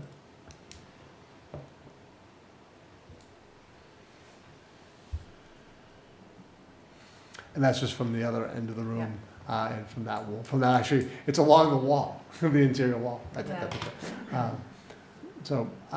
As I said, we're excited that they're moving along. So the construction company is moving rapidly. It really comes down to getting the equipment. If all the equipment was there and in a warehouse and ready to come, the timeline would be a lot quicker. So it's just really looking at those there might actually be a little lull in work here. Because they're going to be waiting on some of the equipment coming in. I don't know if I missed anything or is there anything you want to add, because obviously Ron's, very involved in the project. No, it's the only sort of texture on that would be the equipment they're waiting for is specialized, right? So you see that interior wall, that's unique to Carver. And so it has to be manufactured specific to that specification. And it's sitting in a manufacturing factory right now in the Midwest being built. And we have to wait on that factory to do the actual, fabrication of the equipment. It's not like you can grab it from Home Depot. Right, so that's our update on where we stand on the culinary project, but we're happy with the progress that we're making. Excellent. Very exciting. And so at this point, I'll turn it over to Ron for our initial budget presentation for FY25. Oh, I'm going to say just in case, can you just Oh yeah, so I'll show move that. the mic over? Yeah, just in case. Give I Ron got it. Here. Unstable message. Did anyone else get that? Yeah, they've been popping up all night. That was the first time I've seen one. Yeah, so. they've been popping up all night. We're all right. Yeah, so this is just the first of a couple of goes at the budget that we'll share with you. This will give you your preliminary budget for next year. We've got a handful of slides that are going to walk you through it. Before I talk about the budget, one thing I always like to talk about is just the framing of our budget. So we'll spend some time on the priorities. The focus of our conversation today is going to be on the expense portion of the budget, and then we'll talk about next steps from there.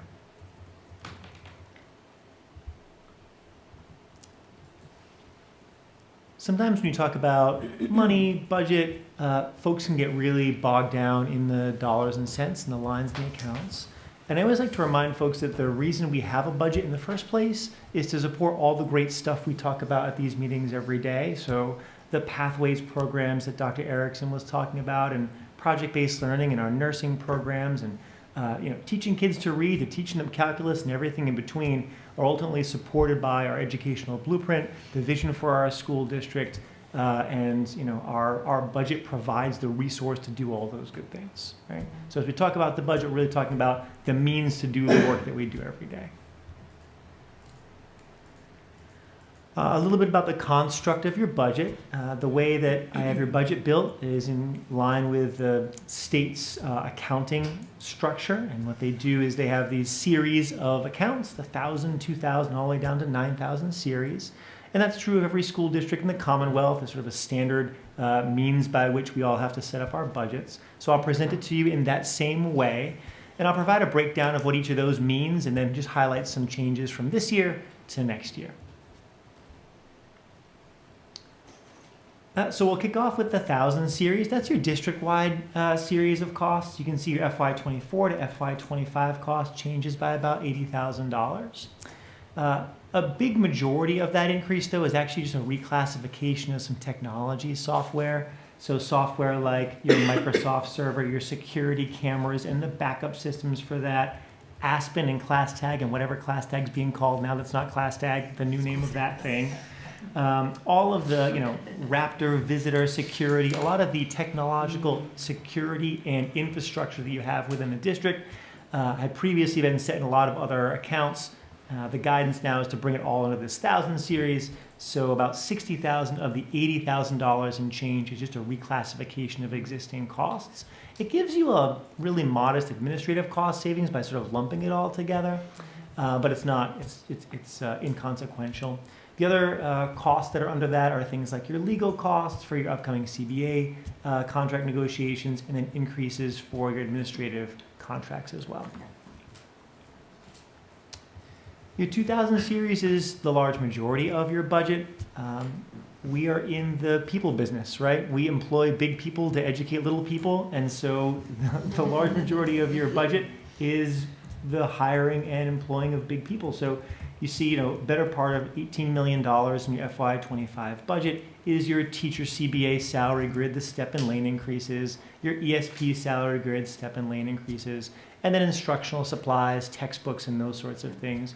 We did see a bit of a bump in terms of total costs for some of the materials that we typically buy, and that's just because the companies who sell them to us are charging more these days. So we have to increase accordingly. A couple other things to draw your attention to as you take a look at your 2000 series. So we did have some savings there. The first is actually just in some contract services. Kudos to our special education department. We had about $100,000 in savings there, primarily because we had to contract service out some specialized services that we were ultimately able to hire in-house. So that saves us quite a bit of money to have an employee in-house, and it's usually just better service because they're now an employee of the Carver Public Schools versus a contract service who's not necessarily dedicated to just us, right? Also, that $60,000 in sort of tech-related costs I mentioned had been in the 2000 series, now in the 1000 series. I know it's a little bit dense, but for the purpose of transparency, I just want to call that bit out for you.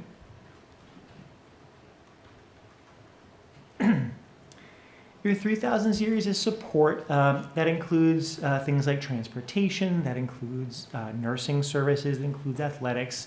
For DESE's purposes, that becomes a bit of a catch-all. So it reflects the increase in nursing staff from FY24 to 25 that Ms. Schoen just outlined for you. You also have a new driver CBA that's coming up, so it reflects those costs there. And we do have increases in special education and homeless transportation costs this year.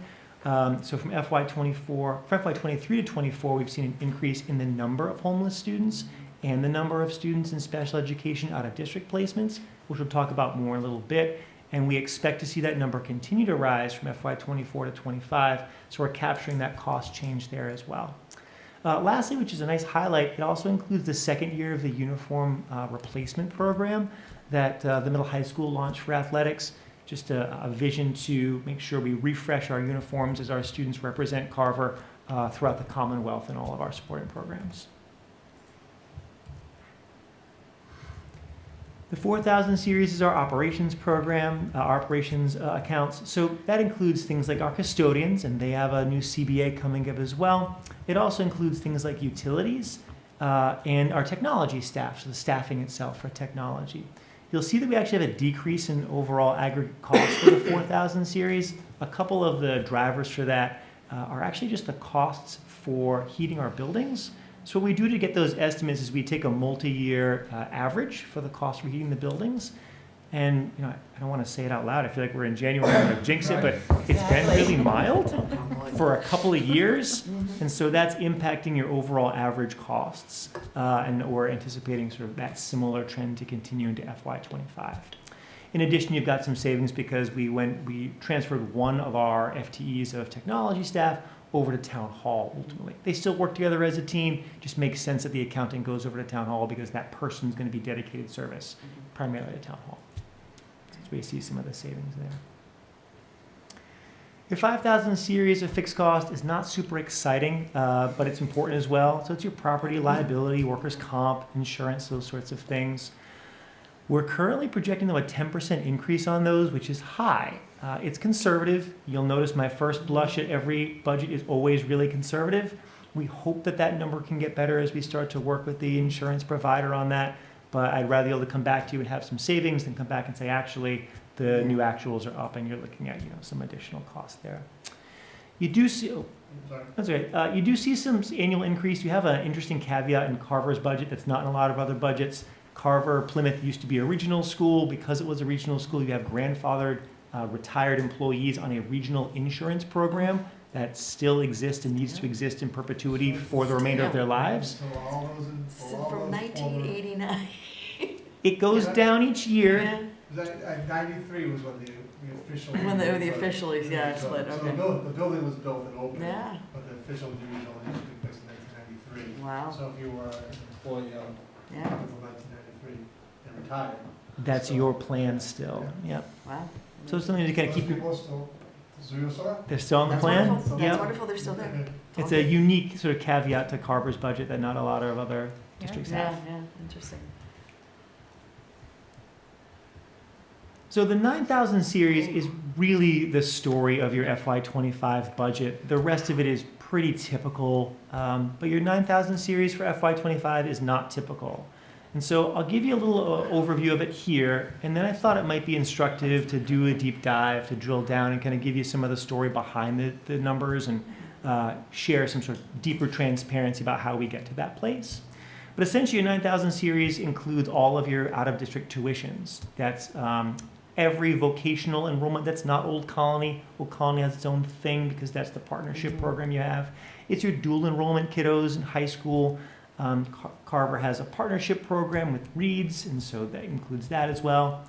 We'll talk about all of those, but really the story here for your 9000 series is your special education out-of-district programming. And as you can see, you're up 51% from the previous year. It's the better part of $1 million.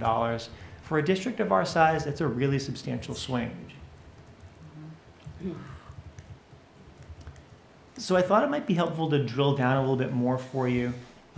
What you see on the right-hand side there, that little graphic that I've got for you, is just a breakdown of a variety of your major costs in your budget. So this is the whole budget from FY24 to 25, and it's just showing the change in terms of percent change in cost, right? So you can see teachers, and you can see paraprofessionals and contract services, and all those typical things that you have in an education budget. And right in the middle is your tuitions. So all the rest of your cost centers are increasing at what is a pretty typical rate, but your tuitions are increasing dramatically more than what's typical. And that is driving really the change in your budget for next year.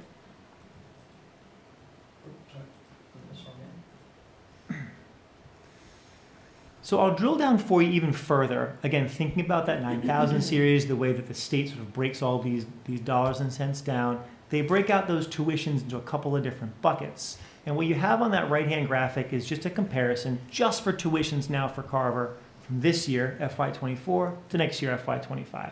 Orange is this year, blue is going to be next year, right? So you can see things like dual enrollment.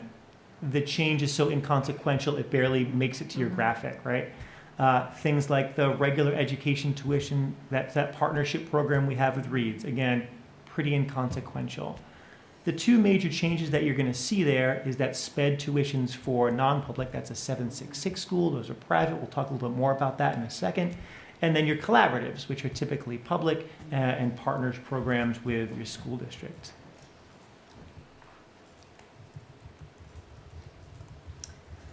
So if we drill down into that data a little bit further, I want to talk a little bit about just special education out-of-district costs here in Carver. So the graphic that I prepared for you, that analysis on the right, starts in FY22 and goes up to what is projected to FY25. You sort of see that trend dramatically swinging up the cost and overall tuitions for special education. To give you a little story behind the data, I know many of you are familiar, maybe some are not.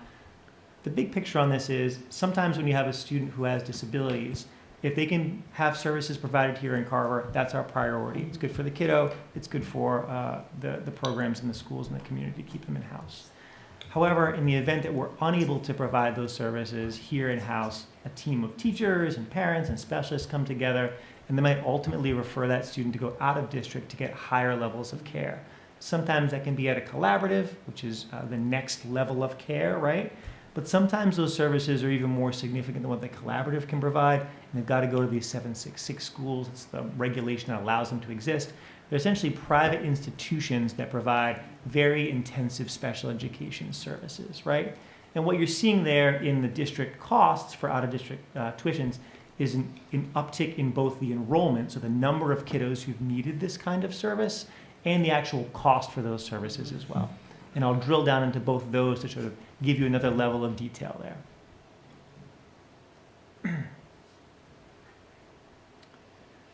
So this next slide is the first part of this story. And the first part of the story is the tuition costs themselves. What you can see there on the right is a selection of out-of-district private placements. Full disclosure, some of these are ones that we use here in Carver, some we don't. There are dozens of them across the Commonwealth. But because Carver is a pretty small district, there are some scenarios in which we have only a single kiddo going to a single placement. So in an effort to try to maintain their level of anonymity, I've purposely peppered in ones we use and ones that we don't necessarily use, so we're not calling out one kid or one family. It's not fair to them. But you get the picture of that there. So what you see on the right-hand side is an annual tuition cost for a single student for day schooling. That's these private programs, okay? You can see the scale on the left. These are pretty expensive. These are programs in which if a student is identified where we can't service them here in Carver, we really can't serve them right in a collaborative, they go to this program during the day and they go home at night, yeah? Ultimately, though, you've seen an increase in those tuitions, just the actual cost of tuition, by about 20% in just in that past couple of years. This year alone, we saw that increase of 14%. We talked about that at some previous meetings. And so that's been a real challenge, not just for Carver, but for districts around the Commonwealth. So the state this year is providing some partial one-time reimbursements to help communities absorb these initial costs, which is super helpful. We're working on that now. But long-term, these costs are going to be part of your budget, right? So these kiddos, if they need those services, typically don't leave those services. Could it happen sometimes? Sure. But more often than not, in my experience, once they've gotten to this level of need, they have that level of need for a reason, which means that's going to be part of your operating costs longer term.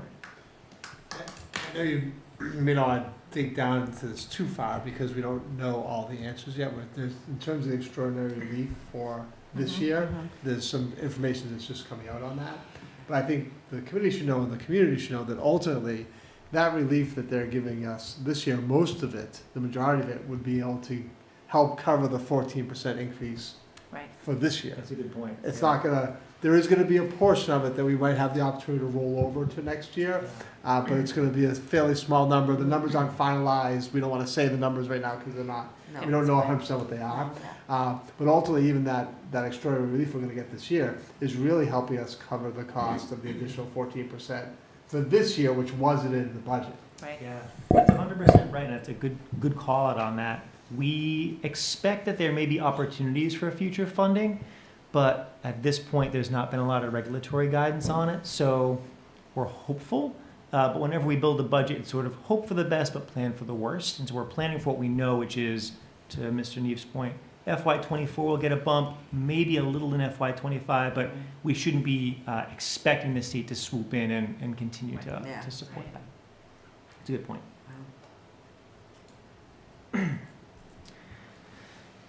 So this next slide is very similar, but I wanted to just share with you a context point that I think is helpful, especially for like the non-special educators or folks with special education experience.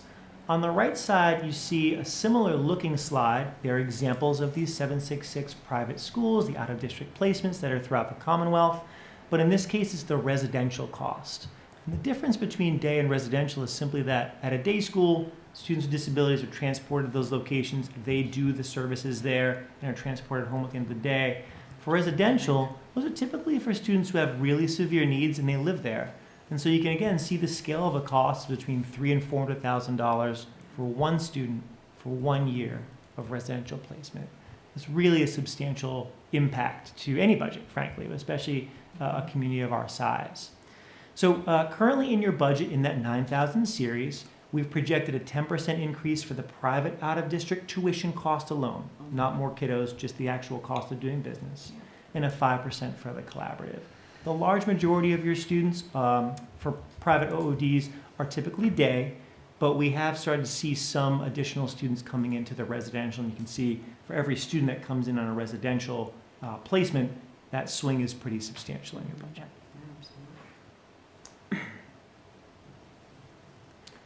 Hey, so the second part of the story, when you think about your tuitions, you think about that 9,000 series, really is the enrollment itself. And what I thought I'd do to try to be helpful here is to think about the context of your enrollment ebb and flow, which happens in every district. What you've got there from 2018 to projected 25 is only Carver's enrollments in out-of-district special education placement. That's collaboratives and private 766 schools combined. So you can see the trend data here is that we're really returning to a similar pattern, sort of pre-pandemic pattern in terms of your overall enrollment. The good news is, looking to 25, our current projections are that your enrollment out of district is going to go down a little bit. The challenge, though, is that while the sheer numbers are going down, those students have more significant needs. So you may have fewer students enrolled in collaboratives, for example, and you may have proportionally more students that are going to be in the 766 private schools that just require more intense services and therefore more expensive.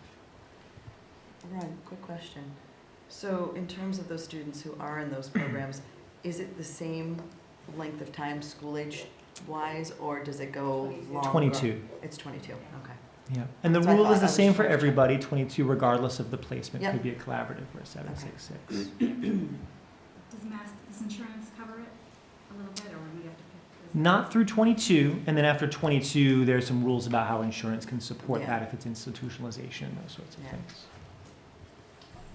Some of the students in collaboratives earn a high school diploma and would graduate upon earning their diploma, which could be at the age of 18 or 19. And those services don't continue. Some students in collaboratives, and many of the students in the private day schools may not be on a diploma track, would be there until 22. That's a good point. Yeah. Yeah, the other transition skills are a priority for that. So that gives you a sense of the two parts of the tuition story there. I thought that'd be helpful to drill down, give you some transparency on it. So here's your big picture. What I thought would sort of bring this together was just to show you your special education program analysis over time. So I drilled down for 10-year span here in Carver. This is your all-in special education costs for Carver. It includes teachers and ESPs and pens and paper and anything that has to do with special education, including tuitions, all in, local and tuitions. And you can see the trajectory driven predominantly by uptick in tuitions is really, the steepness of that curve has increased over the past couple of years, right? A couple things to keep in mind. Again, FY24, we should get some help here, but in FY25, it's unlikely that number is going to go down. Same with 26, 27, and so on. That's the cost of being able to provide services for students with severe disabilities. So that's your drill into that 9,000 series. Oh. I don't know if we want to have any level of discussion at this point about circuit breaker and the impact for circuit breaker into the future, but not necessarily helping us in FY25. I maybe would table it for our revenue discussion, because I think we can package that into all things revenue. my Yep. 2 cents about it. Agreed. Fair enough. So that's a deep drill down to the tuitions, probably more information than you even care to know, but I just thought, given the swing there, I wanted to Yeah. share a lot more, sort of fine grained for you. This next couple of slides is just an executive summary. Again, gives you sort of a 10,000 foot view, sort of back up to that 10,000 foot view. You can see in general, our proportions are pretty similar to most years, again, with the exception of that tuitions bit of the pie, going from 8% in 24 to 11% in 25, which is pretty substantial. And if you go to the next slide, there's just it's the same data broken out in sort of different categories. There's other cost centers you can think of. And so, big picture, you're looking at about 3/4 of your overall budget is for people, the big people who teach little people, right? So that's salaries and stipends and benefits and just training and all those things. You've got contract services, which is a pretty small proportion. It's everything from legal services to special education. It even includes software and licensing and so on. And then those other costs, people always ask, what is other costs? It's just the bucket that doesn't have any other buckets. So it's, dues and memberships, it's graduation, it's fuel for the vehicles, it's electricity, it's sort of everything else that would be a bucket of one. And your number there is relatively small.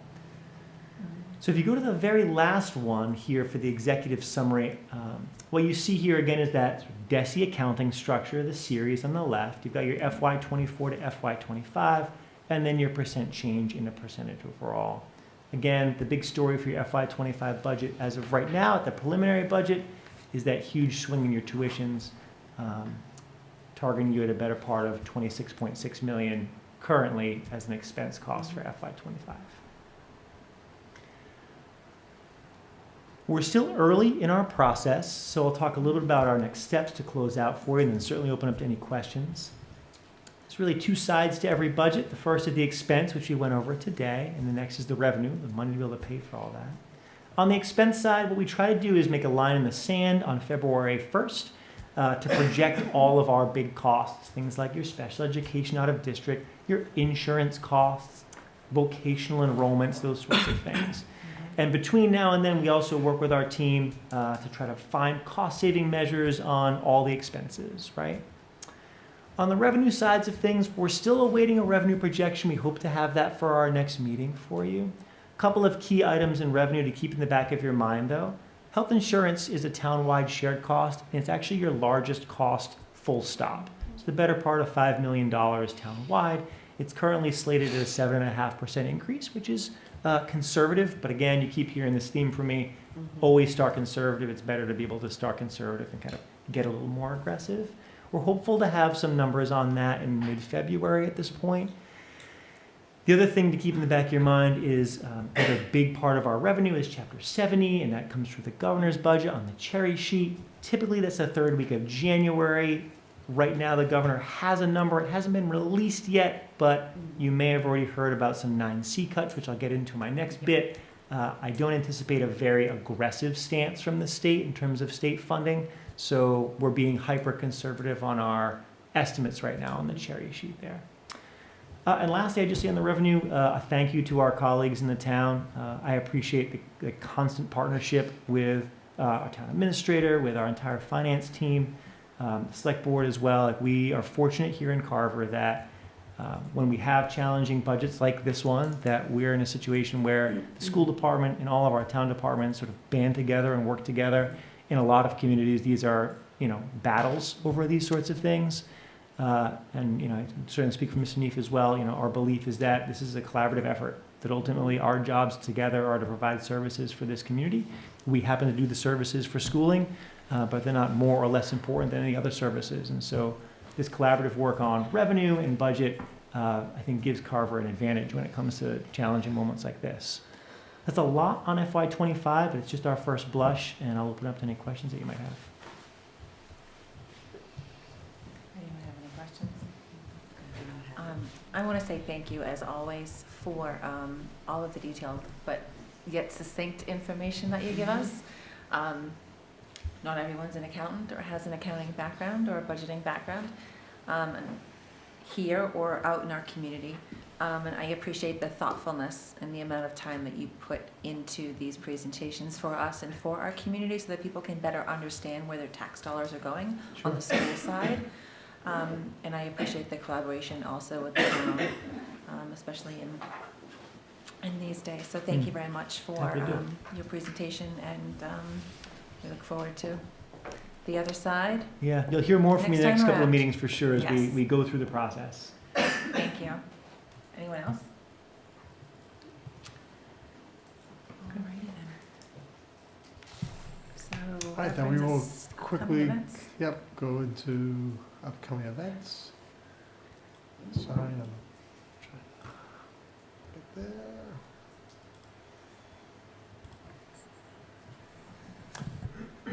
I know it's getting later in the evening. I will just throw them up here, just to always give the community a chance to take a look at what's coming up. So always a lot of great things happening. Absolutely, and everything's on the website, on the calendar Everything's on the website. right? Everything's on the calendar. So It's all there. please go to the school's website, go to the calendar, and you can see all of the amazing events that you may be able to attend. Yes, not even just Across our these, district. It's going forward too, so. Yep. Yeah, they're all out there, a lot of them are out there. I do want to highlight. We did do a little bit of a calendar change because we're doing midterms and finals at the middle high Yes. school. Yes. So there will be midterm and final exams at the middle high school running from January 19th to the 22nd. And there was going to be an early release day for the middle high school only for all students 6 through 12 on the 19th. High school students will be taking their mid-year exams. Middle school students are going to do a writing assessment as part of our MCAS action plan that we talked about when we presented the MCAS action plan. And then high school students who are taking their exams will also have half days on the 21st day and 22nd as well. Middle school students have full days of school that day and follow their typical schedule. So for middle school students, it's only impacting one day, the 19th. And then for high school students, it's the 19th through the 22nd. We will be providing transportation for the half days on middle high school students. There'll be a north and south bus. It's not going to be a full bus run, but there'll be a north and south run. Many of our high school students have other means of transportation anyhow. But so that's worked out in the past to have one bus go to North Carver and one bus go to South Carver for those early dismissals for our high school students. And obviously Meredith talked about the showcase coming up, and Corinne talked about National Honor Society induction on the 25th. So there's a lot of things going on, but I did want to highlight the exams on the schedule. And that's it, unless anybody has any other questions or thoughts at this time on upcoming events. So there's a lot of them, and go on. There's always a lot of great things going on. Check the calendar and come join us at the Carver Public Schools. We'd love to have you. Right, I just want to say thank you to Mrs. Cabral for your email regarding the changes to the scheduling for the middle high school. I thought it was great. I certainly appreciated having that information ahead of time, so thank you for that email. I thought it was great. It's always great to have communication, especially when there's a schedule change like that, so thank you very much for being so timely with that. Appreciate it. So that brings us to... Back to Ron. So- Financial update and budget transfers.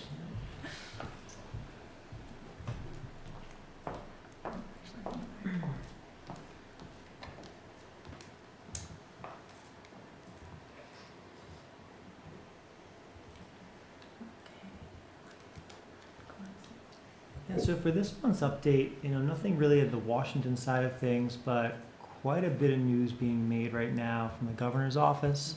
And this was just a couple of days ago. So you may remember early in the fiscal year, I talked a little bit about state tax collections being behind projections. It was early, it was probably 3 months or so, 2-3 months into the fiscal year. The governor essentially come out and said, we're going to wait and see, it's early, which makes sense. Anyway, the tax collections at the state level have continued to fall well behind the projection. They're currently looking at a shortfall, the better part of $750 million, which is pretty substantial. So just a couple of days ago, Governor Healy announced some 9C cuts. And again, a reminder, so Chapter 29, Section 9C, that's why it's called 9C cuts, essentially allows the governor of the Commonwealth to make changes and usually reductions in expenses to meet any changes in revenue, right, to balance a budget at any time. So that's pretty wide-ranging authority, and the governor set out a list of the cuts. I have them linked there in your memo. The long and short of it is the cuts really haven't impacted education, which is great. They were predominantly on earmarks, which is typical in 9C cuts. The first cut is sort of on the stuff you can, the nice to have stuff versus the need to have stuff.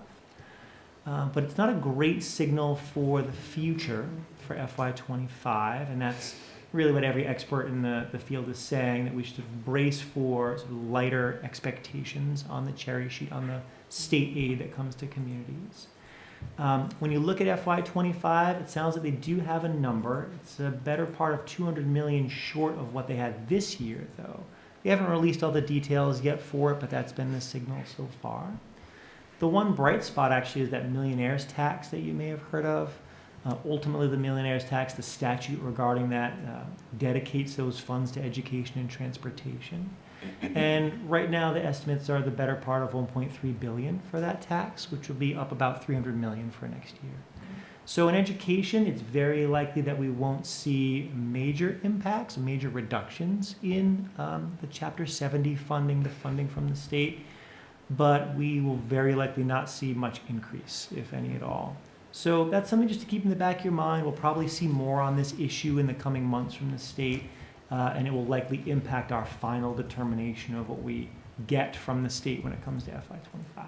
So more to come on that, but that's an interesting development.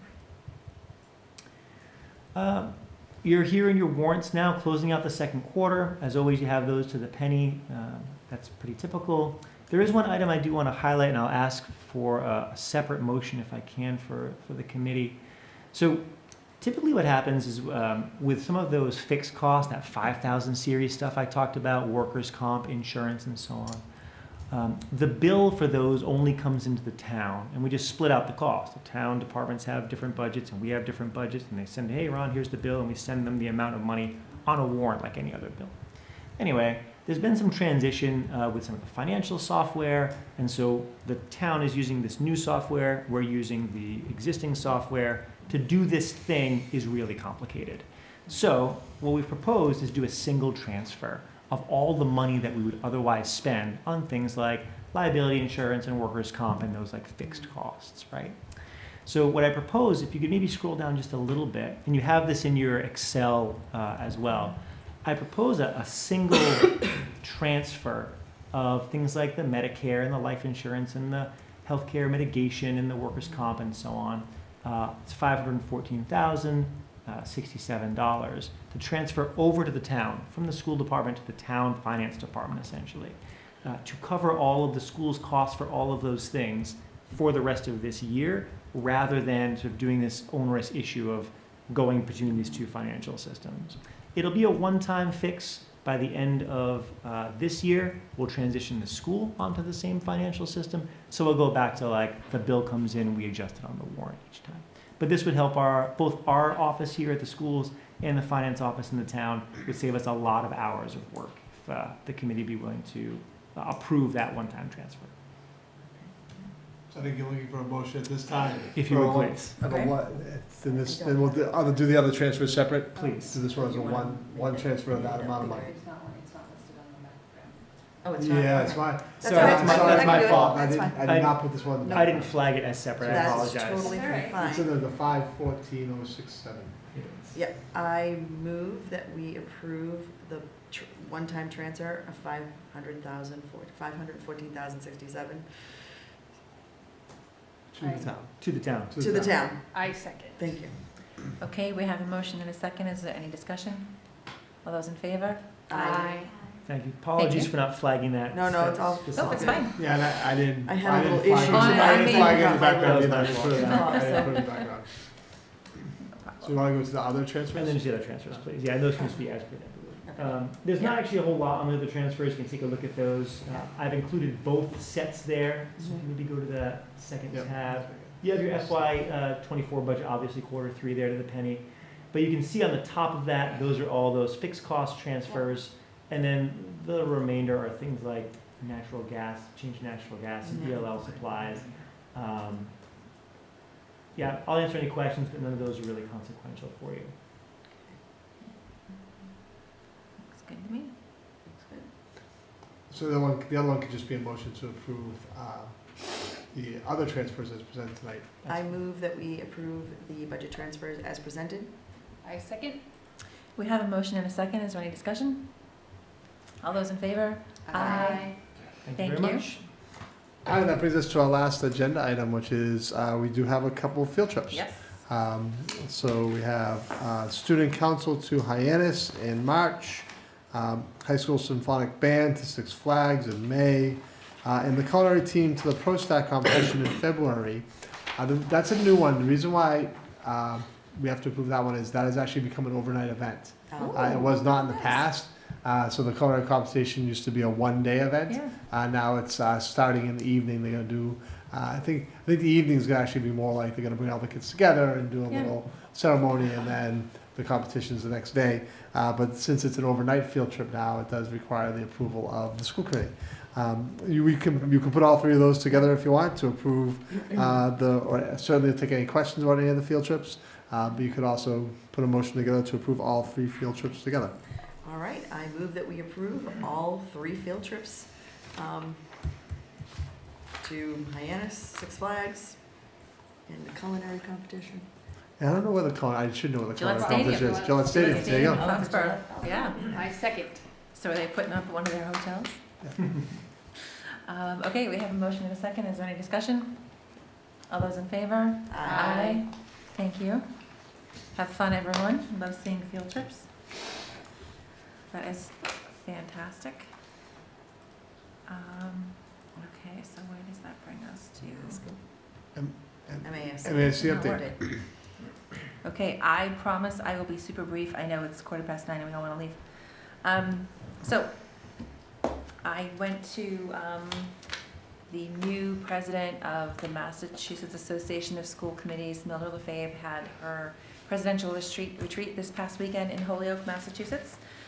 The incoming president always hosts the board of directors of MASC in their home district. So I had never been to Holyoke before. It was lovely. It was great to see the rest of the board of directors. And Mildred is from Puerto Rico. So the part of the event was introducing certain aspects of her culture through music, through dance, with food and traditions. So it was really wonderful to learn so many new things and see some old friends and meet some new faces as well. It's also the opportunity for incoming new chairs of divisions across MASC to attend their first board meeting, attend their initial training into their transitioning into their roles. So it was a wonderful event. And in February, we have the leadership conference. That is the 9th and 10th in Marlborough, where the division chairs, vice chairs, and secretary treasurers will attend training. We'll also have a board of directors meeting for the rest of us. And a few other things super quickly. I am now the co-chair of the legislative committee for MASC, which means I will be traveling to DC at the end of the month to attend the NSBA, which is the National School Board Association's Equity Symposium and Advocacy Institute, which will also include a day of advocacy on Capitol Hill, as we did last year. So we have meetings scheduled for the 30th. So I'm looking forward to getting some FaceTime with our legislators, so I can, share from Carver some of the wonderful things that we're doing with the funding that they've supported, as well as advocating for. It's coming up for the renewal of the Perkins Act and some other legislative priorities, including special ed tuition costs and affordable housing and some other hot topics. So I'm very much looking forward to that. I'm appreciative for the opportunity to continue to advocate for not only students in Carver, but across the Commonwealth. And I love having the opportunity to share with other districts all of the amazing things that we're able to accomplish in our district. And it's always great to hear what challenges other districts are facing, what successes they're having, and finding commonalities between some communities that we may not look similar to, but we have similar numbers in terms of our revenue and our students and our population. So it's always a great opportunity to share ideas. And I know Mr. Neef loves it when I come back and say, hey, this school district is doing this. Has Carver ever had this discussion? So it's a great opportunity for me to share and people to ask questions. So it's just wonderful. So that is the quick. One more thing I wanted to mention was Day on the Hill this year is Monday, May 6th. So I'm not sure if anyone is interested in attending, but I have the date, so I wanted to share it in case you were able to attend. I thought it was great last year. It's going to be at the UMass Club again. So yeah, so hopefully we'll be able to have some students that can attend. Yeah, my plan is to invite the Student Advisory Council. So, yeah. Have that group. I know that Monday's going to be tough because it's the first day of AP exams. So some students won't be able to attend. Corinne is one of them. Corinne is unable to attend. Okay. But I did speak to some students last night at the French and Spanish National Honor Society induction ceremony that were excited. So hopefully we'll be able to have a group go. Okay. And I'll make sure that I try to schedule a meeting with our representatives. We'll see who's going to be at the State House that day. And hopefully we can get some FaceTime again. And also, I will be in DC for our next scheduled meeting on January 29th. So we can either discuss having a remote meeting where we would all need to be remote, or there are some other actions that we can take, or we can reschedule. Like I know we rescheduled this one. So our options are to reschedule. Yep. To all be remote, or Stephanie can just be remote. But if Stephanie is remote, then Kelly would have to act as the chair. Yep. Because the chair has to be, the person acting as chair has to be present in the room. So we can go, what's the will of the committee? What would you like to do? Was it important to stay on schedule and not put it off? I do think that I think we should meet that week just based on the budget situation. Then Prefer to I'd like, not reschedule. and let's all go remote, unless Kelly really wants to. Remote is fine. I don't mind remote Unless at all. Kelly wants to sit on the throne. No, thanks. I'm good. Well, you never know, I might change my mind by then, but, yeah. But I'm okay with remote. I can't reschedule because there's so much going on in February, it's gonna be impossible to find another day. True. And since Remote's that's fine. the end of January. We had, I think we only had 1 or 2 recognitions planned for the 29th, but we could just move those to the next meeting. That There's would- nothing I think like that would be pen- ideal. There was nothing pending, because I think the recognitions certainly are better in person than remote. Absolutely. I would Yeah. rather do that so- in so person. we have- Absolutely. Yeah, like if there are student ambassadors, much rather have them from the elementary school. I'm not sure if that's their meeting date to attend. That or is, not. that is It their meeting date, so the So- 29th would be student ambassadors. Reschedule, I mean, reschedule them. Yes. Yeah, and then us go remote. right, and we had a couple other recognitions planned, but we'll just move those to the 12th. Okay. Okay. Like, I So- like it. yeah, so if Thank that's you. what people Does want that to do. work for everybody? Yes. Yeah. And so we'll go remote on the January 9th, 29th. Great.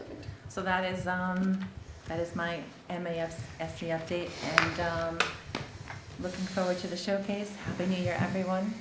I feel like this month is going by so fast already. And anyone have anything they would like to share, anything they would like to add? Okay, would someone like to make a motion to adjourn? I move that we adjourn the January 11th, 2024 school committee open session. Second. We have a motion and a second. Is there any discussion? All those in favor? Aye. So the January 11th, 2024 meeting of the Carver School Committee is adjourned at 9:23 p.m. Thank you, everyone. Thank you, Stephanie, for letting Thank me you. use this. Thank you.